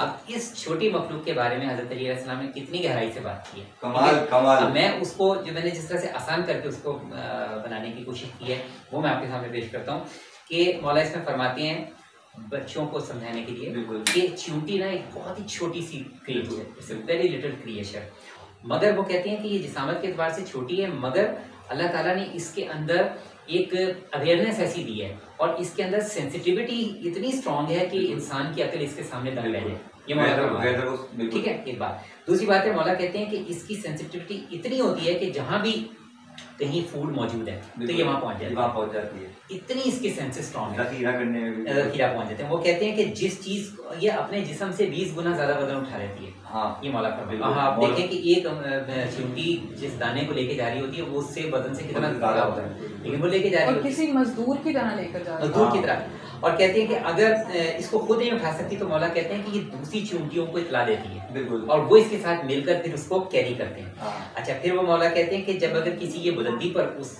दाने को लेकर चढ़ रही हो तो ये उससे कभी गिरती है, कभी फिर उसके बाद मतलब इसकी कोशिश का अमल जारी रहता है, यहाँ तक कि ये उसको मंजिल मकसूद तक पहुँचाती है। मौला कहते हैं कि जितनी ये मखलूक़ात हैं इनमें चींटी पर गौर करो कि ये कितनी मेहनत कश है, बिल्कुल, कितनी जफाकश है, ये हिम्मत नहीं हारती, अपनी स्ट्रगल जारी आने वाले मौसम के बारे में भी मौलाना कहा है कि इनको पहले इत्तला हो जाती है, पहले तो ये ज़ख़ीरा कर लेते हैं अपने गंदम वगैरह को जाके। अच्छा, फिर इम्पोर्टेंट बात मौला ने इनकी जो ग़िज़ा की स्टोरेज है उसके बारे में बयान जो किया ना, क्योंकि देखें ग़िज़ा को इकट्ठा कर लेना कमाल नहीं है, बिल्कुल, उसको किसी जगह प्रॉपर्टी स्टोरेज करना बड़ा इंपॉर्टेंट है। तो मौला फरमाते हैं इसका स्टोरेज का मैकेनिज्म क्या है। मौला कहते हैं कि ये ऐसी जगह पे इसको स्टोर करते हैं कि जहाँ पे टेढ़े मेढ़े रास्ते हैं, वो ऐसे रास्ते ताकि बारिश से बचे, बिल्कुल, एक साथ पानी या बारिश से बचे रह सकें। फिर वो कहते हैं कि इसको बचाने के लिए वो ये करते हैं कि अगर ये इनको ये फील हो रहा हो कि यहाँ पे ये जो दाना या ग़िज़ा है ये ख़राब हो सकती है, तो वो क्या कर सकते हैं, उसको करती हैं इसको बिलों से निकाल कर हवा में रख देती हैं सूखने के लिए। जब वो सूख जाती हैं तो फिर बिलों में ट्रांसफ़र कर देती हैं। मगर मौला फरमाते हैं कि ये जो ट्रांसफरेंस का जो अमल है ये चांदनी रातों में करती हैं, बिल्कुल, इसलिए ताकि जो इंसान या दूसरी जो मखलूक़ात जो गुजर रही हैं कहीं उसकी वजह से वो डिस्ट्रॉय ना हो जाए। और दूसरी बात है कि चांद की रोशनी में हल्की हल्की रोशनी होगी तो इनको अपनी इस एक्टिविटी को करने में बहुत आसानी होगी। सोचिए किस सतह पर मौला की निगाह जा रही है। बिल्कुल, मतलब एक चूंटी के जरिए वो इतनी खूबसूरत मिसाल दे रहे हैं कि वो कहीं हार नहीं मानती, बल्कि उस चूंटी में इतनी अकल है कि मैंने अपने खाने को जमा तो कर लिया, अब मैं इसको महफूज कैसे करूँगी, और उसका भी तरीका स्टोरेज और ट्रांसफर करने के लिए भी चांद की आइडियल रातों में इंतखाब कर रही है कि हल्की हल्की मध्यम रोशनी होगी, उसमें खामोशी से दुनिया वाले अपने आराम में मसरूफ हैं, वो अपनी खुराक को स्टोर कर रही है। अच्छा, फिर मौला कहते हैं कि इससे डिसिप्लिन सीखो कि ये किस तरीके से एक दूसरे के साथ मिलकर ये हाथ बढ़ाती हैं एक प्रोजेक्ट के लिए। जैसे अभी हम बात करते हैं ट्रांसमिशन में हम सब मिलकर चल रहे हैं, तो चींटी की तरह मौला तवज्जो दिला रहे हैं कि ये डिसिप्लिन के जरिए काम करती है।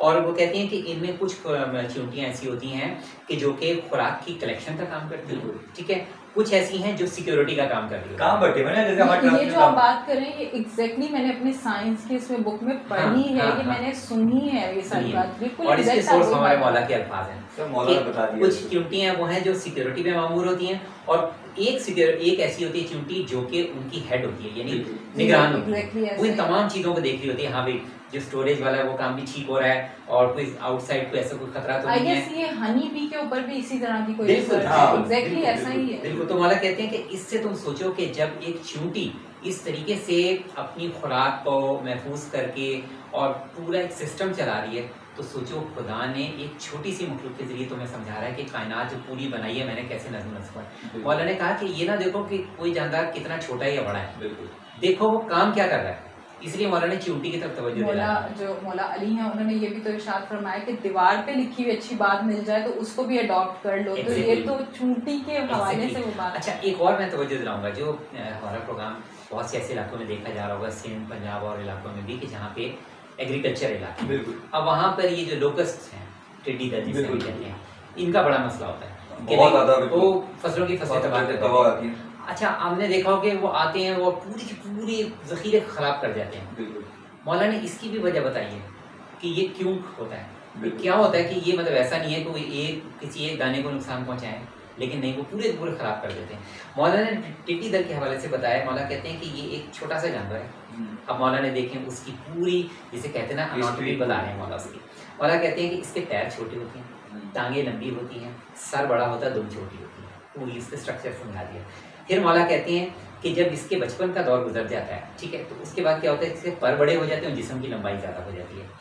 अब वो कहते हैं ये खुराक की जब तलाश करनी होती है ना, ये इकट्ठे नहीं जाते, एक ग्रुप की शक्ल में जाते हैं, यानी जत्थे की शक्ल में जाते हैं, ठीक है, ग्रुप की शक्ल में जाते हैं। उससे क्या होता है, मौला कहते हैं जब ये ग्रुप की शक्ल में प्रवास करते हैं ना, तो इससे इनके मसल्स और इनके आसाब यानी नर्व्स पर बहुत अच्छा असर पड़ता है। इनके नर्व्स इंजॉय करते हैं इस फ्लाइट को, जो ये इकट्ठे मिलकर कर रहे होते हैं। फिर वो कहते हैं कि इससे एक फ़ायदा तो होता है कि इनके आसाब को बड़ी रिलैक्सेशन मिल रही होती है, मगर इनको भूख की शिद्दत वो इनको बहुत परेशान कर देती है, क्योंकि इनकी एनर्जी एक्स्ट्रा एनर्जी इन्वॉल्व हो रही होती है और इनकी जो नर्व्स हैं उनमें ऑक्सीडेशन सारा। तो अब इनको भूख की शिद्दत इनको इतना परेशान करती है कि उसके बाद ये ढूंढते हैं कि कहीं से इनको खुराक का जखीरा नजर आए। अब जब इनको कोई फसल नजर आती है तो मौला कहते हैं जहाँ इनको सब्जा नजर आता है ये बेतहाशा वहाँ पे टूट पड़ते हैं। और उस वक्त फिर क्या होता है, इनकी रिप्रोडक्शन का सिस्टम, वो मौला ने समझाया कि इनकी जो फीमेल है वो क्या करती है कि दुम से जमीन में छोटा सा होल करती है और उसमें वो अंडे छोड़ देती है और वहां से फिर बच्चे निकलते हैं, ग्रो करते हैं और कहते हैं उसके बाद थोड़े से के बाद उनके जिस्म में भी तवानाई आने लगती है, वो भी उड़ने लग पड़ते हैं। ठीक है, एक परवाज हुई, उसी परवाज के दौरान उस फीमेल ने जमीन में जाके वो अंडा दिया, उससे ग्रो हुआ और साथ के साथ और ये एक्टिविटी चलती रहती है।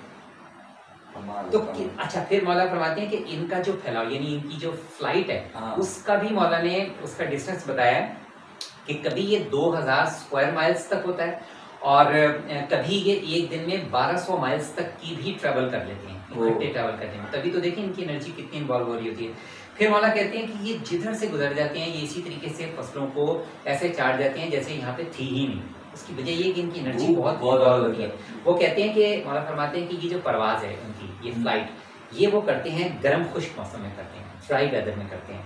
और जब तक ये मौसम साजगार रहता है, आइडियल वेदर इनके लिए खुश्क और गर्मी का मौसम है, इनकी परवाज भी रहती है। उसके बाद फिर क्या होता है, जब सख्त या तेज आंधी आती है ना, कहते हैं फिर ये डिसइंटीग्रेट हो जाती है, ये मुंतशिर हो जाते हैं, बिखर जाते हैं। पहले तो ये कलेक्टिव चल रहे होते हैं ग्रुप की शक्ल में, अब ये जगह मिली वहां पर अपना। अब उसके बाद फिर ये तनहा रह जाते हैं, तनहा हो जाते हैं। तन्हाई के बाद ये कुछ ऐसे इनकी मुतमईन जिंदगी रहती है, उसमें ना इनको भूख सताती है और ना इनको जो परवाज की जो ख्वाहिश होती है इस वक्त इनको पैदा होती है। वो कहते हैं इस तरह से इनका ये साइकिल चलता रहता है। अब आप सोचिए मौला ने किस तरह से ये ट्रेडिशनल लोकस्ट जो कि कहने को एक तबाही लेकर आता है, लेकिन मौला ने वजह बताई है कि क्यों ये इस तरीके से कसरत से उसको जखीरों को तबाह कर रहा होता है। क्यों? क्योंकि इसको फ्लाइट के बाद इसको एनर्जी लेवल को कंज्यूम करने के लिए जरूरी है कि ये फूड इनटेक। देखिए हमने इनसे डिसिप्लिन, अगर किस लेवल का डिसिप्लिन चाहें, किस लेवल कुछ सीख सकते हैं, किस लेवल पे जानवर। और इसमें मौला ने हमें कितना बड़ा जो यूनिटी स्ट्रेंथ हमारे दीन की ने हमें बताया ना कि इत्तेहाद में बरकत है। तो मौला यहाँ पे हमें सिखा रहे हैं कि देखो जब ये कलेक्टिव होकर फ्लाइट करते हैं तो इनकी एनर्जी लेवल देखो कैसा होता है। इनके प्रवास की हाइट देखो कि एक दिन में 1200 माइल तक भी ट्रेवल कर लेंगे, ठीक है। और उसके बाद इनको फिर खुदा ताला इनको फूड का भी सिस्टम प्रोवाइड कर देगा। लेकिन क्या है कि जो मिलजुल कर चलने में ना इनकी वो एनर्जी लेवल इससे इंसान फ्लाइट को गिराने के लिए लग रहा था कि ये परवाज होती कर क्यों रहा है। हमारी कोशिश होती है कि हम किसी के प्रवास को रोकने की कोशिश करें। हम यूं क्यों नहीं सोचते हैं कि भाई अगर ये प्रवास कर रहा है, अगर आज ये प्रवास कर रहा है तो मुझ जैसे भी इसके साथ प्रवास करेंगे। ये हो सकता है बाकियों को भी बुलाए। जैसे हमने चूंटी के बारे में बात की कि चूंटी जो है वो जब वजन जो अपने से ज्यादा नहीं होती तो दूसरी चूंटियों को कॉल करती है। Just like a team work, हम जिस टीम वर्क के ऊपर कर रहे होते हैं। हमारी आज की जो मॉडर्न स्टडीज हैं उसमें भी बेसिकली यही सिखाया जाता है कि टीम वर्क के साथ चला जाए। जब तक आप एक टीम वर्क नहीं करते हैं आपका वो काम, आपका वो प्रोजेक्ट अच्छा साबित नहीं होता। एक स्ट्रेटेजी के तहत पूरी टीम वर्क आप करके चलें तो कितना अच्छा मार्जिन है आपके पास कुछ भी सक्सेस को हासिल करने के लिए। मैं खेल की दुनिया से इसकी एग्जांपल दूंगा। खेल भी एक साइंस है, खेल में भी पूरी एक साइंस की नॉलेज इन्वॉल्व है।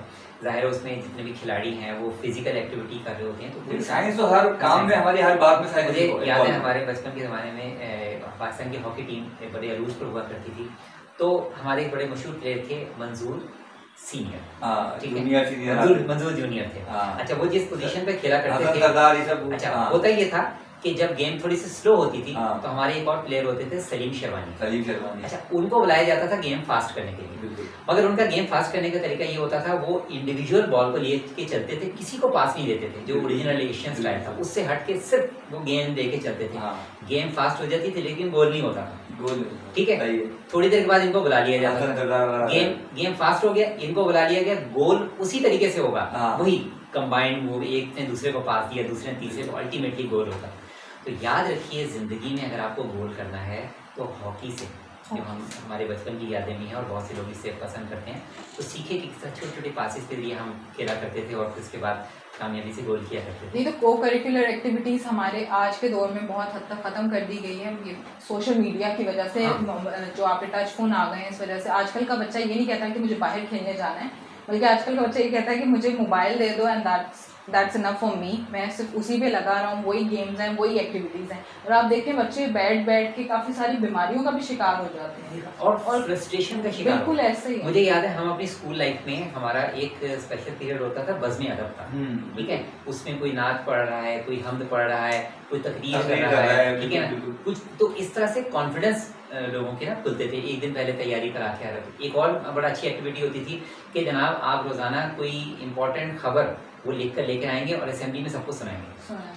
अब उससे बच्चों की जनरल नॉलेज भी अच्छी होती थी, करंट अफेयर्स का भी उनको पता चलता था, और फिर लिख के आते थे तो राइटिंग स्किल्स। मैं खुद लिख के जाया करता था पाकिस्तान टाइम 10 अखबार से, या उस जमाने में जो जंग अखबार होता था उससे लिख के हेडलाइन लिख के जाते थे फिर, और पूरी असेंबली के सामने खड़े होकर पढ़ना ये बड़ा काम रखता था। छोटी छोटी एक्टिविटीज ही हैं जो बच्चे को कॉन्फिडेंस बिल्डअप करती थी। फिर बच्चों को और भी चीज़ों में इन्वॉल्व किया जाता था, फिजिकल एक्टिविटीज़ में।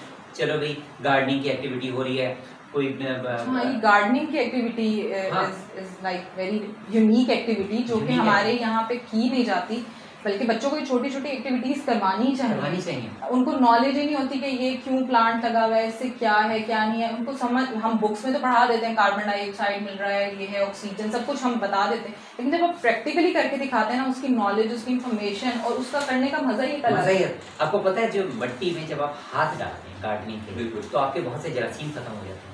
बिल्कुल। कोविड के टाइम में जो लोग गार्डनिंग के शौक रखते थे उनको कोविड नहीं हुआ।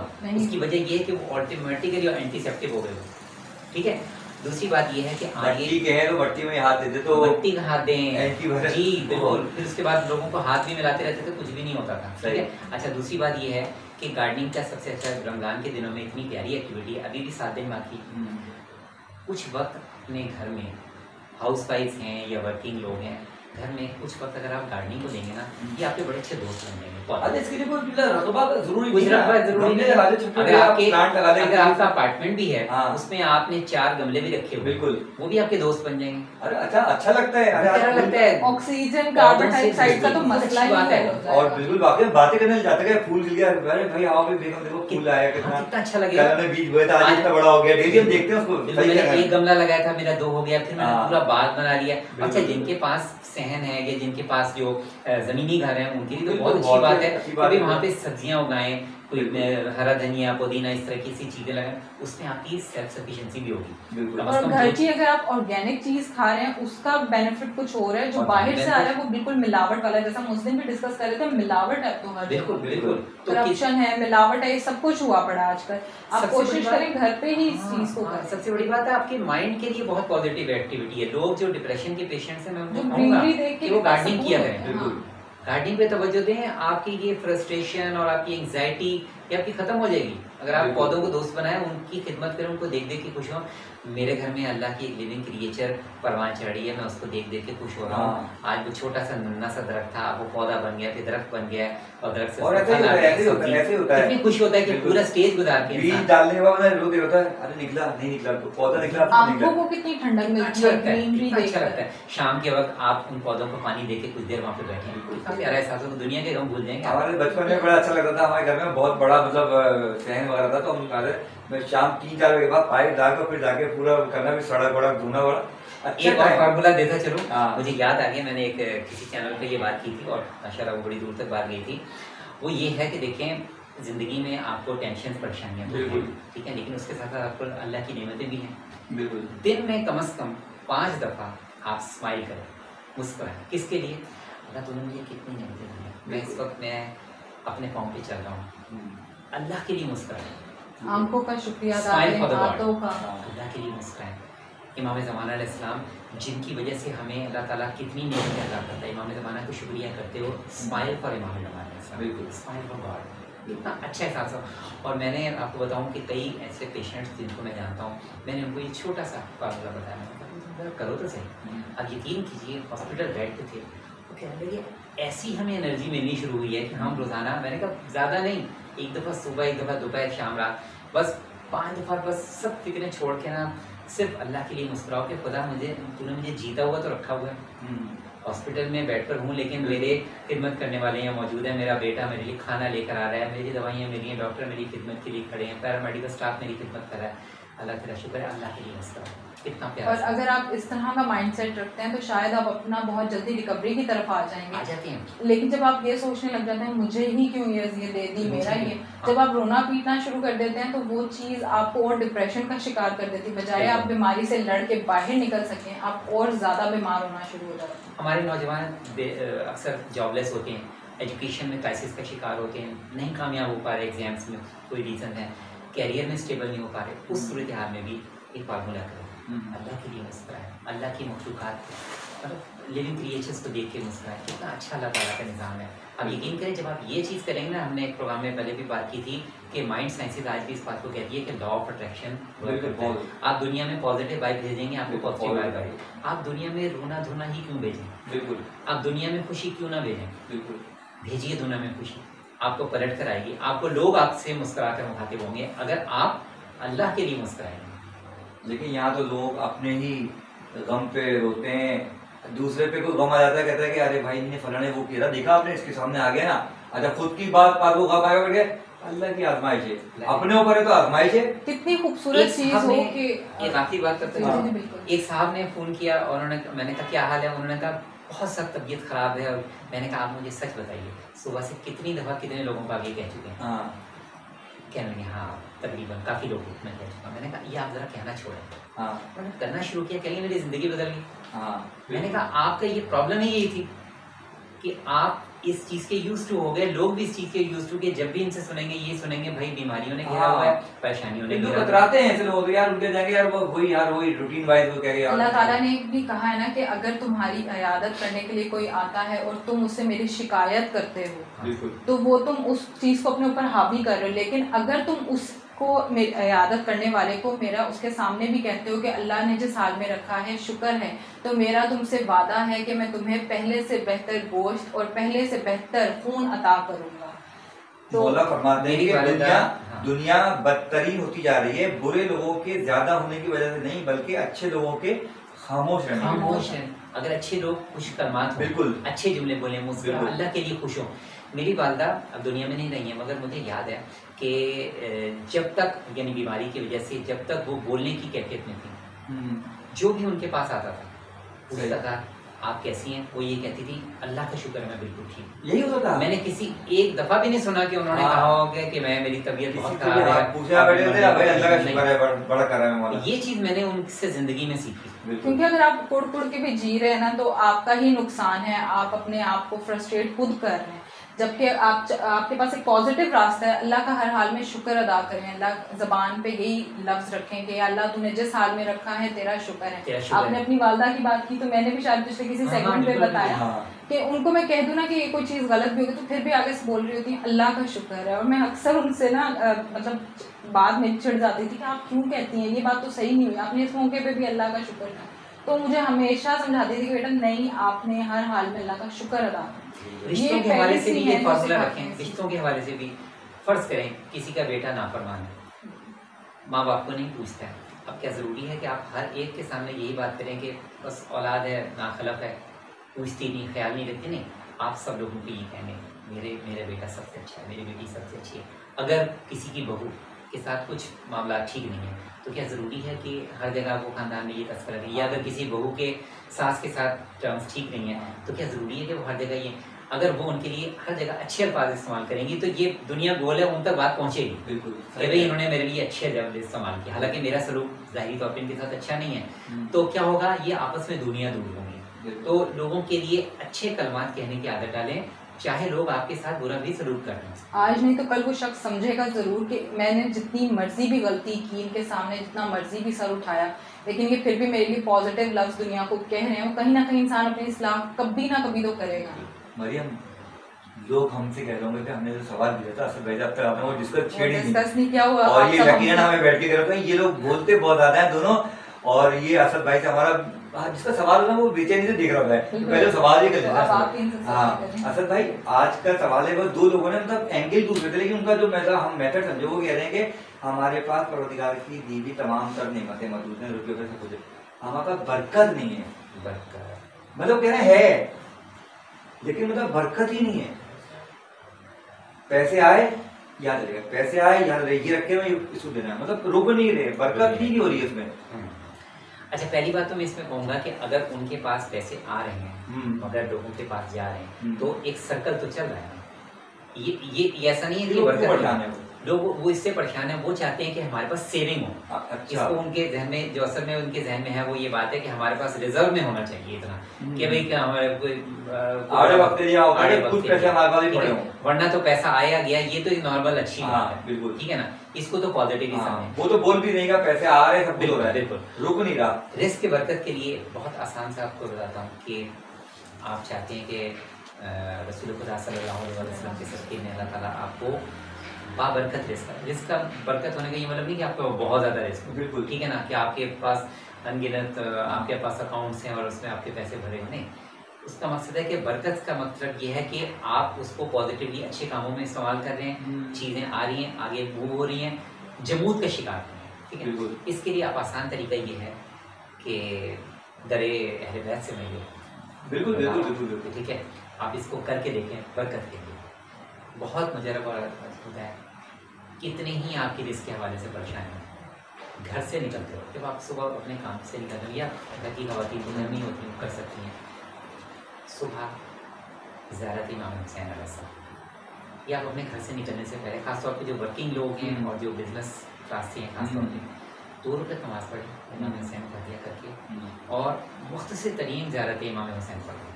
अगर पूरी ज़ियारत वारसा नहीं पढ़ सकते, तो अब तो इंटरनेट पे मौजूद है, आप लोग उसको देख सकते हैं, डिवाइन पल्स आपके पास है, उसमें से जिन लोगों को नहीं मालूम वो वहाँ से देख के पढ़ सकते हैं। 2 से 4 मिनट लगते हैं, बिल्कुल। आपके प्राइसेस ऐसे दूर होने शुरू होंगे कि आप हैरान हो जाएंगे कि ये मेरे हाथ में तो कुछ होता ही नहीं था, बिल्कुल। तो ये ज़ियारत इमाम हुसैन अलैहिस्सलाम की वो बरकत है कि आप घर से निकलते से पहले ज़ियारत के बाद। अच्छा, हम यहाँ अपने माशरे की एक अच्छाई बताएं कि जब इनको किसी से काम होगा ना, जो इनके मतलब की चीज होगी ना, तो ये सब लड़ाई झगड़े फसाद जो है सब भूल जाते हैं और फायदा अपना ले लेते हैं, कहीं से भी मिल जाए। हाँ, ये अच्छा ही है। कि वैसे हम एक दूसरे को बड़ा बुरा भला कहते हैं, इसके ये हो रहा है, फला किया ये हो रहा है, तो फला ये कर रहा है, फला वो कर रहा है, लेकिन अगर उस शख्स का कोई फायदा है ना, तो वो कहता है हम कहीं भी जाके अपना फायदे के लिए भागदौड़ी कर लेते हैं। बिल्कुल, ये मैं खुद इसको, यानी ज़ियारत वारसा इमाम हुसैन अलैहिस्सलाम को जो मैंने और बताई, मैं खुद इसको बिल्कुल के साथ मैं इसकी अपनी खुद मैं इसको करता रहा हूँ, और मैंने बहुत से लोगों को इसमें बताया, और बड़ी परेशानी में थे, इतने कर्जों में जकड़े हुए थे कि आप सोच भी नहीं सकते थे। उनको घर से निकलना महाल होता था, घर जाएंगे से बाहर निकलेंगे तो लोग तक आते गए। ज़ियारत इमाम हुसैन को मामूल बनाने, घर से निकलते हो बिल्कुल 2 से 5 मिनट पढ़ के जाएँ, अगर ज़्यादा नहीं है पढ़ सकते, बहुत ही मुख्तसर टाइम हो गया तो उसका भी आसान तरीका है, एक बार दाएँ निगाह करें, एक दफ़ा बाएँ निगाह करें, एक दफ़ा आसमान की तरफ, और सिर्फ एक मरतबा अस्सलाम अलैकुम या अब आप देता है हुसैन, बस। ये भी ज़ियारत इमाम हुसैन। अगर आपके पास पूरी ज़ियारत पढ़ने का मौका नहीं है, सिर्फ एक मरतबा अस्सलाम अलैकुम या अब आप हुसैन, ये कहकर घर से निकल। बहुत शुक्रिया सर भाई, बड़े। एक क्वेश्चन मेरा भी था कि मैंने 1-2 कमेंट्स पढ़े थे, उसमें लिखा हुआ था कि आपने पिछले कुछ ट्रांसमिशन पहले एक बात बताई थी कि अगर स्टूडेंट्स के लिए पढ़ने के लिए आपने दिया था, लेकिन जब किसी का एग्ज़ाम है, किसी बच्चे का, अब वो जस्ट पेपर देने जा रहा है, ठीक है, एग्ज़ाम देने जा रहा है, अब वो कोई ऐसा छोटा सा कोई लफ्ज़ या कोई छोटी सी एक लाइन कि वो पढ़ ले, ज़्यादा दफ़ा भी ना हो, क्योंकि उस टाइम इंसान को अफरा तफरी का वो शिकार होता है, छोटी सी लाइन है, छोटा सा कोई वर्ड हो कि वो बस पढ़ लिया, उसको इत्मीनान हो कि हाँ मैं अल्लाह की ईमान में जाकर एग्ज़ाम दे के आ रहा हूँ, इंशाल्लाह मैं पास हो जाऊँगा, क्योंकि बहुत फ्रस्ट्रेशन होती है, पास होंगे नहीं होंगे। लेकिन जो तो छोटे बच्चे हैं ना, उनको तो सिर्फ आप 5 मरतबा दुरूद पढ़ा दें, 5 मरतबा दुरूद इब्राहिमी पढ़ा, ठीक है, छोटे बच्चों के लिए। जो बड़े हैं उनको आप तस्बीह ज़हरा पढ़ा, तस्बीह ज़हरा होता है, जो नमाज में जिस तरह पढ़ा करते हैं, वो बच्चे आसानी से पढ़ लेते हैं। उनसे कहें बेशक रास्ते में पढ़ते जाओ, ठीक है, इंशाल्लाह तुम्हारा पेपर में, और जाने से पहले 2 रकात नमाज हज़रत फातिमा ज़हरा को हदिया करके चले।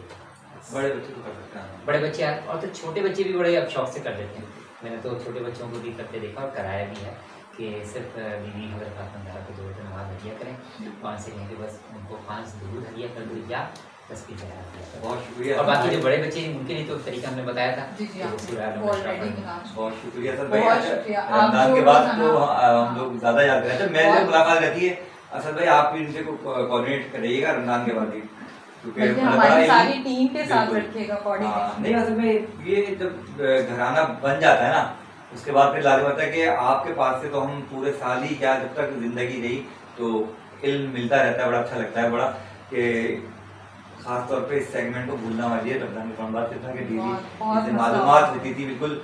तो खैर बहरहाल आपका बहुत बहुत शुक्रिया। और आज तो आपका स्पेशली शुक्रिया, आपका कोई मसरूफियत थी उसके बावजूद आप हमें टाइम दे रहे हैं, उसका बहुत शुक्रिया। बस ये सब इमाम ज़माना की बात है, बिल्कुल इंशाल्लाह बयान किया है इमाम ज़माना पर। इंशाल्लाह अगली एपिसोड में आपसे मुलाकात होगी, तो देखते रहिएगा हुस्ने रमज़ान। मिलते हैं आपसे एक छोटे से ब्रेक के बाद।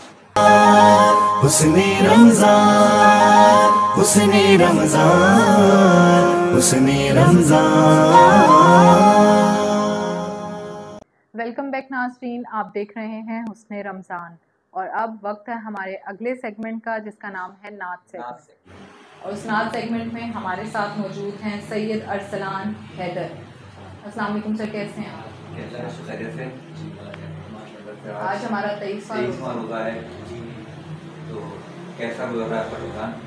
बस रमज़ान तो बड़ी मसरूफियत के साथ गुजर रहा है। अच्छा, तो प्रोग्राम भी चल रहे हैं माशाल्लाह से, और घर की मसरूफियात भी कुछ, तो फिर जॉब का भी सिलसिला होता है, तो उसको टाइम पर पाबंद में चलते हैं।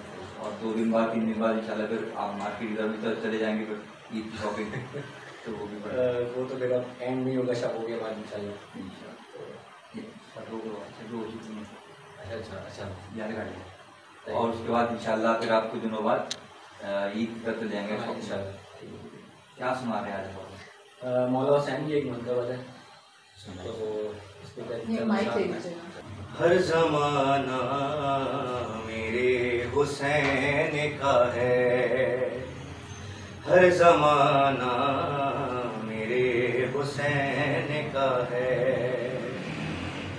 कि जिसकी खातिर ये कायनात बनी,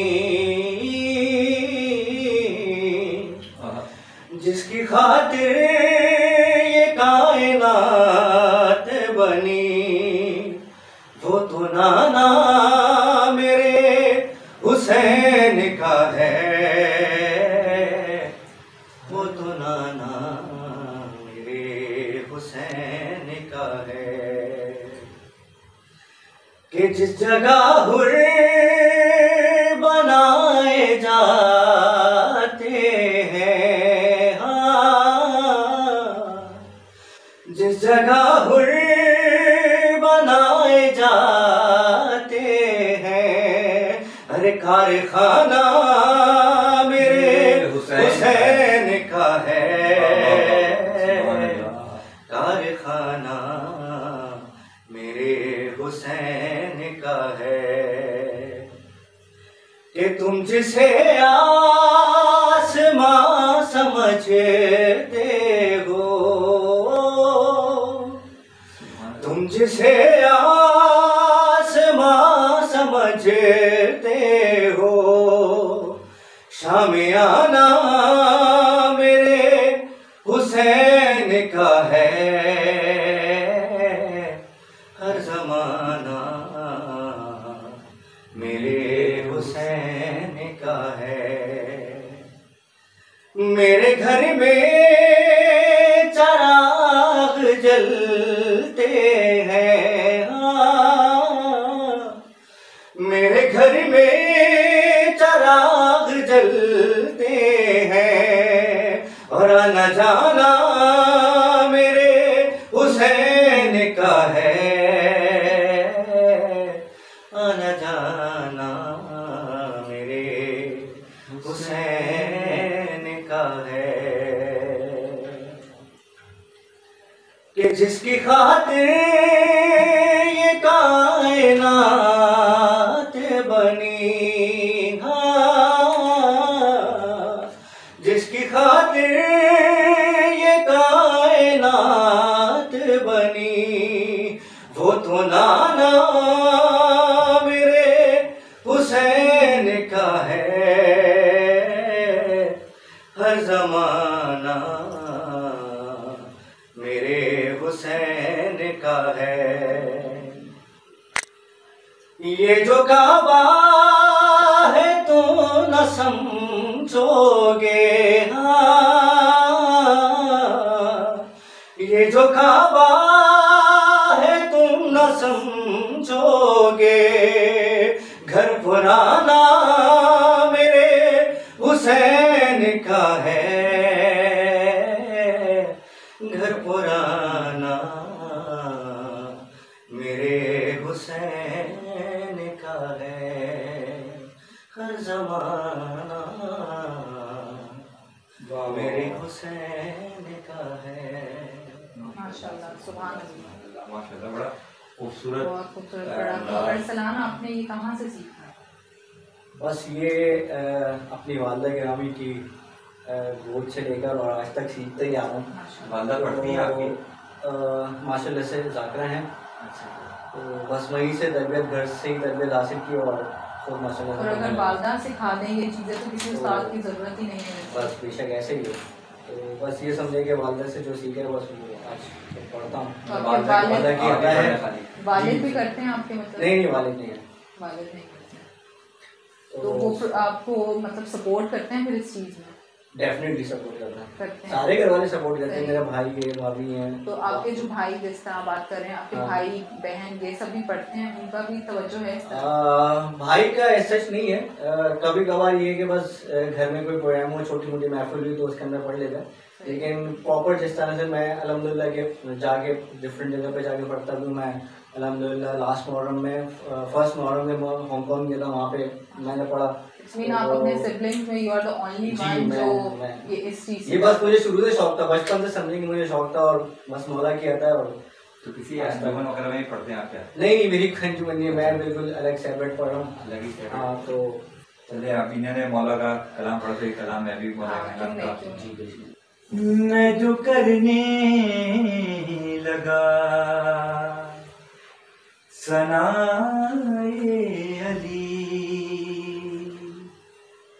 मैं जो करने लगा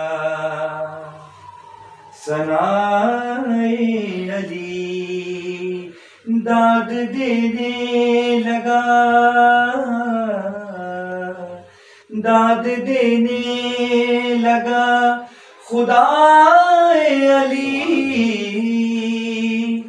मैं जो करने लगा सनाए अली, और जान जाती है तो चली जाए, जान जाती है तो चली जाए, कि दिल धड़कता रहे, हाय दिल धड़कता रहे बराए अली, मैं जो करने लगा सनाए अली। और जब है ज़हरा जहान में यकता,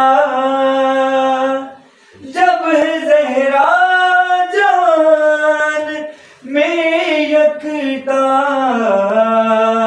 क्यों खुदा दूसरा बनाए अली, मैं जो करने लगा सनाए अली। और अंबिया की सफों में रहता है, तेरे दर का नमक जो खाए अली, मैं जो करने लगा सनाए अली। सुभान अल्लाह, माशाल्लाह, बहुत खूबसूरत पढ़ा सर। अरे आजकल तो आपको पता है कि ट्रांसमिशन मुस्तकिल जगान की वजह से, और फिर अभी पिछले दिनों मौला अली की शहादत के वजह से जुलूस वगैरह को काम करा, फिर रोज़ के महफिलें चलती हैं रात को। तो बस ये है कि ये जिक्र है जो हमें और आपको तवाना रखता है, वरना अगर एक आम आदमी से पूछा जाए तो वो इतना लंबा बोलना, स्पीच करना, पढ़ना एक थक जाएगा वो।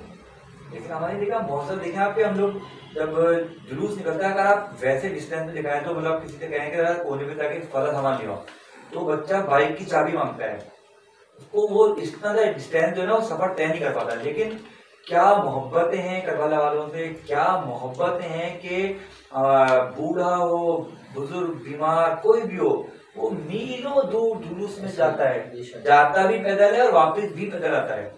तो साइंस की बात करें, साइंस इस बात पे भी परेशान है कि ये कैसे लोग हैं, ये कैसा प्यार करने वाले हैं, नबी के चाहने वाले, अली के चाहने वाले, कि जिन्होंने करबला खुद नहीं देखी, अमीर कायनात का दौर खुद नहीं देखा, रसूलुल्लाह का दौर खुद नहीं देखा, बीबी ज़हरा सल्लल्लाहु अलैहि वसल्लम का दौर नहीं देखा, ये सुन के अपने आप को इतना गिरिया में मुब्तला कर लेते हैं।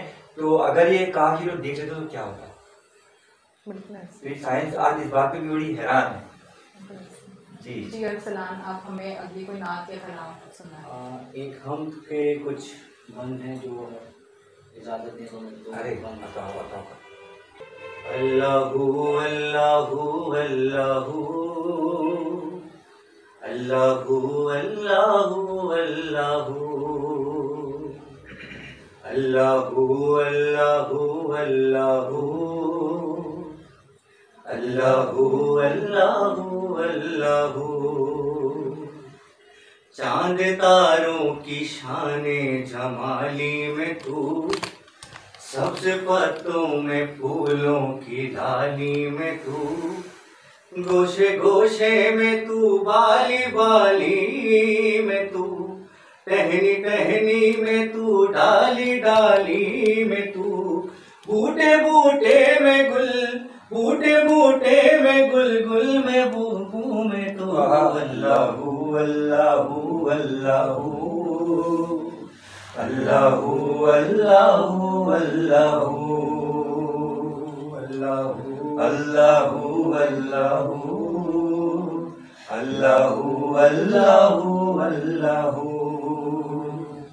दीद किसको मयसर तेरी जात की, लाख मूसा ने तुझसे मना जात की, फिर भी तूने ना उनसे मुलाकात की, छुपके पर्दे में की जब कभी बात की, और मोहम्मद से की, और मोहम्मद से की दूबदू गुफ्तगू।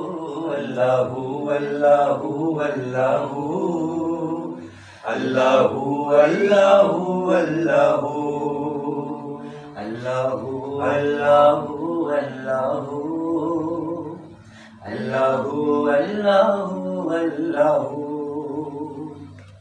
यूं तो हर एक नबी तुझसे मंसूब है, तेरा भेजा हुआ है बहुत खूब है, हम मगर उनमें एक तेरा महबूब है, जिसकी हर एक अदा तुझको मरऊब है, तेरा महबूब वो, तेरा महबूब वो, उसका महबूब तू। अल्लाहु अल्लाहु अल्लाहु अल्लाहु अल्लाहु अल्लाहु अल्लाहु अल्लाहु अल्लाहु अल्लाहु अल्लाहु अल्लाहु। माशाल्लाह माशाल्लाह। प्रोफेसर हसन निज़ामी साहब के कलाम, और जब ये कलाम पढ़े जाते हैं तो रूह ताज़ा हो जाती है। जिससे भी ये पढ़ा है माशाल्लाह बहुत रौनक लगती है जब पढ़ा जाता है। अच्छा मरियम, हम अभी पिछले एपिसोड में बात कर रहे थे कि आज भी नात पढ़ी जा रही है, हम पढ़ी जा रही है, मनकबत पढ़ी जा रही है, लिखने वाले आज भी लिख रहे हैं, कह रहे हैं शेर। तो हमारे बचपन की जो नातें थी, जो नोए थे, जो मनकबत थी, वो ऐसी क्या बात है? देखिए, मैं कल भी शो में अपने प्रोग्राम में बोल रहा था कि मैं अपने जो मैंने बचपन में चीज़ें पढ़ी ना, मुझे आज वो याद है, लेकिन करंटली जो मैं कोई अपने जो नात या मनकबत रिकॉर्ड करता हूँ तो वो याद नहीं हो पाती। उसमें से शायद कोई असर निकाल दिया हम लोगों ने, हम दुनिया की तरफ कुछ ज्यादा आ रहे हैं, क्या हुआ है? आप फील करती हैं ऐसा? आप बेहतर बता सकते हैं, जैसे आप अपने बचपन से कनेक्ट कर रहे हैं। कि देखिए, आज भी ट्रांसमिशन शुरू होती है, जो हमारे मतलब पुराने पढ़ने वालों की जो हम नाते या मनकबत वगैरह पढ़ते हैं तो उसमें जो एक असर है सोशल मीडिया ही, मैं तो कहूँगी कि लोग सोशल मीडिया की तरफ ज्यादा एक्टिव हो गए पाकिस्तान इन चीजों की तरफ। पहले कलाम में एक थोड़ी अलग से रूहानियत होती थी, वो थोड़ी लोगों की अटेंशन उस तरफ थी, लोग फिर भी थोड़ा सा वो हम लोग अभी सही कह रहे हैं कि हम लोग इधर उधर दुनिया की तरफ और मतलब मरूब हो गए। सोशल मीडिया ने हमारी अटेंशन डाइवर्ट कर दी है, इस तरफ हमारा रुझान नहीं रहा। वो चीज कलाम बना लेते हैं, उसमें रूल लाते हैं, हमारा टाइम ही नहीं होगा, हम उसके लिए टाइम निकाल ही नहीं पा रहे, हम फिक्रों में गिरफ्तार है। जब फिक्र में है तो फिर वो फिक्र हमारी लाजमता में काम नहीं करने देती। बहरहाल खैर बहुत ही अच्छा लगा। तो बहुत शुक्रिया अरसलान आपका यहाँ आने का। लेकिन उससे पहले आप कुछ हमें अपनी लाइफ जर्नी के हवाले से अगर बताएं। मेरी लाइफ जर्नी के बारे में मैं अभी जब हांगकॉन्ग पढ़ने गए थे, हाँ, कैसा रहा वहाँ का? वहाँ के मैं आपको थोड़ा सा इलेबोरेट करूँ। वहाँ बस एक समझे कि मौजाती तौर पे मैंने वहाँ पढ़ा। हम लोग तो गए थे, ऑफिस शेड ट्रिप था हमारा, बिल्कुल।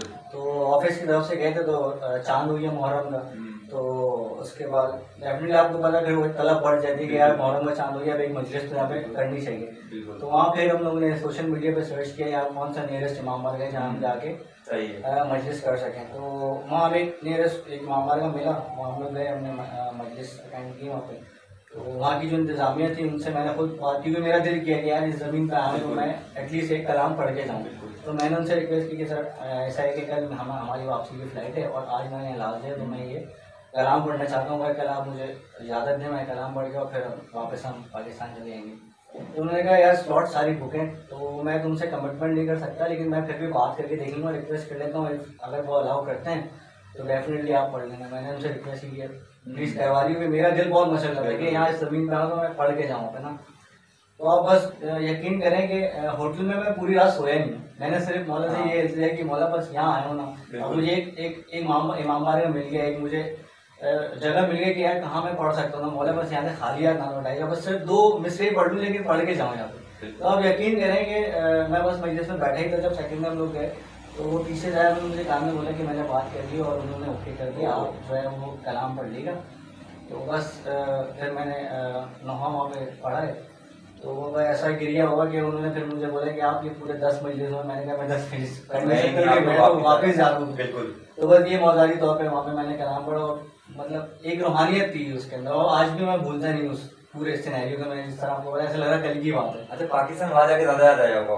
बहुत ज़्यादा, बहुत कि अक्सर भी जब बात करते हैं कि जब जो चीज़ हमारे पास नहीं होती है, शादी में ये वतन में नहीं, तो वतन से दूर जब जाता है ना, तो जो एहसास होता है ना कि हमारा वतन कितना प्यारा है, ऐसा ही है। और एक और अगर आप जानते हैं एक और वाक्य मैं आपको बताऊं, लास्ट ईयर मेरा एक्सीडेंट हो गया था मुहर्रम में महीना। अच्छा। तो बस मैं घर पे आके सिर्फ इतना रोया, अम्मी ने कहा कि तकलीफ ज़्यादा हो रही। मैंने कहा नहीं अपनी तकलीफ की ऐसी जरूरत, रो सिर्फ इस वजह से रहा कि मेरी कमिटमेंट है, मुझे पढ़ना है मुहर्रम में और मैं नहीं पढ़ पाऊंगा क्योंकि मेरी ये हड्डी फ्रैक्चर हो गई थी। सही। तो हसन भाई आप बिलीव करें, शायद आपको यकीन ना आए, नहीं मुझे यकीन आएगा।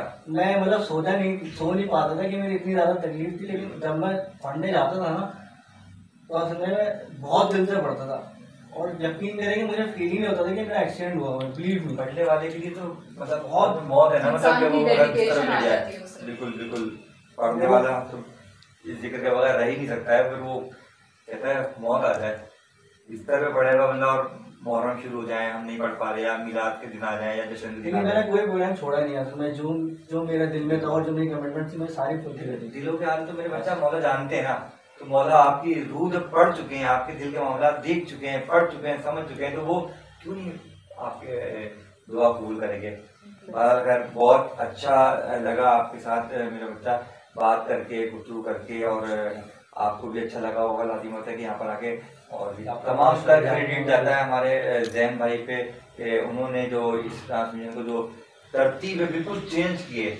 आप घर जाके जब ट्रांसमिशन जब रिपीट ट्रांसमिशन आप देखेंगे जाके तो आप देखिएगा कि हम लोगों ने इसमें किचन दीगर सेगमेंट में, मरियम आप बताएं थोड़ा सा, कुछ भी नहीं किया हमने किचन सेगमेंट वगैरह इस तरह की दूसरी एक्टिविटीज को जो है खत्म किया। हमने कहा क्यों ना हम सिर्फ अल्लाह की हम्दो सना करें, क्यों ना हम अल्लाह का जिक्र करें, और जितनी हो सकता है रमज़ान में अवेयरनेस के हवाले से लोगों को बताएं कि ये करें, ये गलत है, ये सही है। इन चीज़ों पे हमारा रुझान इस दफ़ा ज़्यादा रहा। किसी और ट्रांसमिशन में आपने नहीं देखा होगा कि वो किचन सेगमेंट को छोड़ रहे हैं या कुछ वो स्पेसिफिक पढ़ने वालों को, और पढ़ने वालों को बिल्कुल समझा, कोई टाइम देते नहीं है, 1 मिनट भी दे दिया समझे बहुत बड़ी बात है। और उनकी लाइफ जर्नी के हवाले से पूछना तो बहुत ही दूर की बात है, माइक ही नहीं आता इस तरह। तो जैन ने हमारे कहा कि हम कुछ ऐसा करते हैं कि अपने पढ़ने वालों को इसमें फोकस पे रखते हैं, और ये भी कि 1 महीने से ज्यादा भी अगर कोई पढ़ना चाहता है तो उसको मौका दिया जाता है, प्लेटफॉर्म दिया है कि आप पढ़ें, और जितनी देर पढ़ना चाहते हैं, जितना पढ़ना चाहते हैं पढ़ें। और जब आप उनके बारे में जानते हैं, जैसे किसी के भी हवाले से हम जान रहे हैं, तो उनकी हौसला अफजाई हो रही है कि हम लोगों को भी अहमियत दी जा रही है। दूसरी ट्रांसमिशन में ये होता है कि उनको घंटों बुला के बिठाते हैं और 2-4 पढ़वा के फिर भेज दिया जाता है, और काफ़ी लोगों को तो मतलब चांस भी नहीं दिया जाता। ऐसे ही है। बहरहाल तमाम जो दुआओं के जो मुस्तहक है वो शुक्रगुजार हूं कि आपने मुझे याद और हम शुक्रगुजार हैं अपने भाई जैन की कि उन्होंने हमें मौका फराहम कर दिया। कि हमेशा जब मौका फराहम करने वाले जो होता है ना, वो फर्श जो भी बिछाता है, मैं अक्सर अपने लाइव मजलिस वगैरह में बोलता हूँ कि शुक्रिया तो उसका है कि उसने मिलाद के लिए, मजलिस के लिए फर्श बिछाया। अगर वो फर्श ना बिछाए तो मैं और आप वो इबादत कहाँ करेंगे जाके। तो बेसिकली तो मौला ने सबसे पहले तौफीक़ात तो उसको अता की हैं, और बस हमारी पूरी टीम के लिए आप दुआ कीजिएगा कि हम जो काम कर रहे हैं लाजवाब, आज हमने अपने हिस्से का कदम रख दिया है, पहल हमने की है। वो सुना ना कि मक्खी एक कतरा लेके जाती है, मक्खी इतना सा कतरा से आग बुझ जाएगी, मैं अपने हिस्से का काम तो करूँ ना। तो बस हमें और आपको अपने हिस्से का काम करना है। बिल्कुल ऐसे ही आप अपने हिस्से का काम करें, अपनी कंट्रीब्यूशन दें पॉजिटिव चीज के लिए, क्यों नहीं, अल्लाह भी आपकी मदद करेगा। बहुत शुक्रिया अरसलान आपका हमें टाइम देने का, बहुत शुक्रिया आपका। तो नाज़रीन अब वक्त है हमारी ब्रेक का, मिलते हैं आपसे एक छोटी सी ब्रेक के बाद। देखते रहिएगा हुस्ने रमज़ान। हुस्ने रमज़ान, हुस्ने रमज़ान, हुस्ने रमज़ान, हुस्ने रमज़ान, हुस्ने रमज़ान, हुस्ने रमज़ान।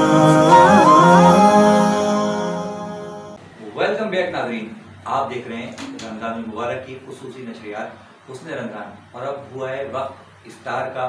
मरियम, क्या इस पर सेगमेंट है, क्या करना है? इफ्तार का वक्त बिल्कुल नज़दीक आता जा रहा है। देखिए सेगमेंट तो हमारे ऑलमोस्ट डन हो चुके हुए हैं, और अब मज़ीद कोई सेगमेंट नहीं है क्योंकि हमारा रोज़ा खुलने का वक्त होने ही वाला है। तो हम जिस तरह रोज़ाना आपसे दरख्वास्त करते हैं कि खुदारा आप हमें अपनी दुआओं में याद रखिएगा, हम आपको अपनी दुआओं में याद रखेंगे। हम लोगों के अलावा जो ज़रूरतमंद हैं उनका जो है उनके लिए भी दुआ किया करें, जो बे औलाद हैं उनके लिए दुआ किया करें, किसी के एग्ज़ाम्स हैं उनके लिए दुआ करें। जो मसले में हैं अल्लाह ताला उन सबके मसलों को हल करे, और अल्लाह ताला हमारी जो भी हमने दुआएं की हैं या नमाज़ पढ़ी है, इबादत की है, अल्लाह ताला टूटे फूटी जैसी भी इबादत है अल्लाह से दुआ करें कि आपकी और हमारी वो मंजूर कबूल फरमाएँ, और जिसके जो मसले मसाइल हैं अल्लाह सबके मसलों को ख़त्म करे, हल फरमा दे, और जिसने जो ख्वाहिश की है ज़िंदगी में अल्लाह ताला उसकी पॉजिटिव ख्वाहिश को पूरा करे और पॉजिटिव वे में पूरा करे। आमीन। बिल्कुल करीब है। आज हमारा टॉपिक था साइंस और मौला अली का।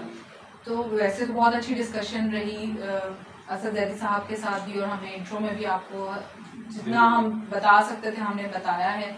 हमारे इन टॉपिक्स का मतलब बिल्कुल भी ये नहीं है कि हम हर चीज़ कवर कर सकते हैं, सिर्फ ये बेसिकली इसीलिए है कि हम इन पे डिस्कशन करें ताकि हमारी जो ऑडियंस है वो इनको देखकर अगर हमें कोई बात सीख समझ आती है इसमें तो बहुत बेहतर है। आप भी सर्च किया करें कि हज़रत अली रज़ी अल्लाह अन्हा के जो फैक्ट्स एंड फिगर उन्होंने बताई हुई हैं, चीज़ें बताई हुई हैं, वो किस हद तक साइंस से रिलेट करती हैं। जो 1400 साल पहले वो कहकर चले गए, आज के साइंसदान जो हैं वो अब उन बातों को प्रूव करके दिखा रहे हैं कि और हैरान हो रहे हैं। कितने साइंटिस्ट हैं जिन्होंने अपनी पूरी किताबें लिख डाली हैं हज़रत अली रज़ी अल्लाह अन्हा के ऊपर, जैसे कि जॉर्ज जॉर्डिक के बारे में भी मैंने आपको बताया कि उसने एक पूरी किताब लिखी हज़रत अली रज़ी अल्लाह अन्हा के बारे में कि इन्होंने जो बात भी अपनी ज़िंदगी में कही है वो साइंस के एतबार से हर्फ बहर्फ सही है, दुरुस्त है।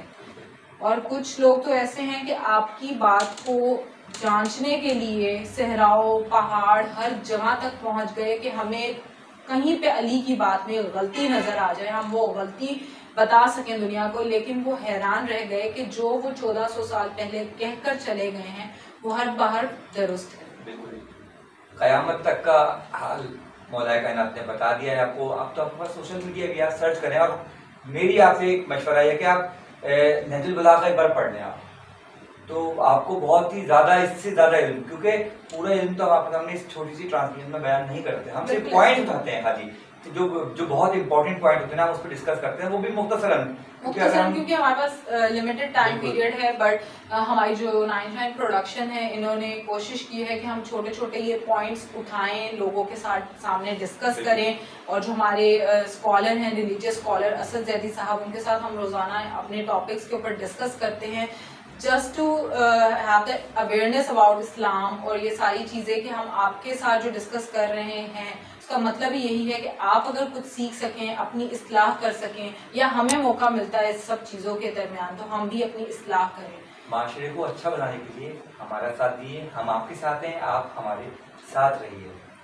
आप मेरे लिए भी दुआ कीजिए और हमारे लिए भी दुआ कीजिएगा। और अपने इर्द गिर्द वालों पर ज़रूर नज़र रखें जो आपसे इजहार कर कर अपनी ज़रूरत का मुताला नहीं कर सकते।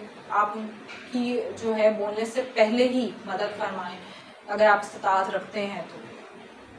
फजूल खर्ची से बेहतर है ऐसे लोगों की मदद करना। कलाम और उसके बाद इंशाल्लाह कल आपसे मुलाकात होगी। देखते रहिएगा हुस्ने रमज़ान। मेरे आका मदीने में बुला लो, मेरे आका मदीने में बुला लो। गदागर हूँ मुझे ऐसे न टालो, मेरे आका मदीने में बुला लो। मुसाफिर हूँ मेरी मंजिल मदीना, बहुत दुश्वार है दूरी में जीना, बहुत दुश्वार है दूरी में जीना। मुझे खाके मदीना में छुपा लो, मेरे आका मदीने में बुला लो। तुम अपनी लाडली बेटी के सदके बहुत प्यारे हैं जो तुमको नवासे, बहुत प्यारे हैं जो तुमको नवासे। उन्हीं का वास्ता मुझको संभालो, गदागर हूँ मुझे, गदागर हूँ मुझे ऐसे न टालो, मेरे आका मदीने में बुला लो। हुस्ने रमज़ान, हुस्ने रमज़ान, हुस्ने रमज़ान।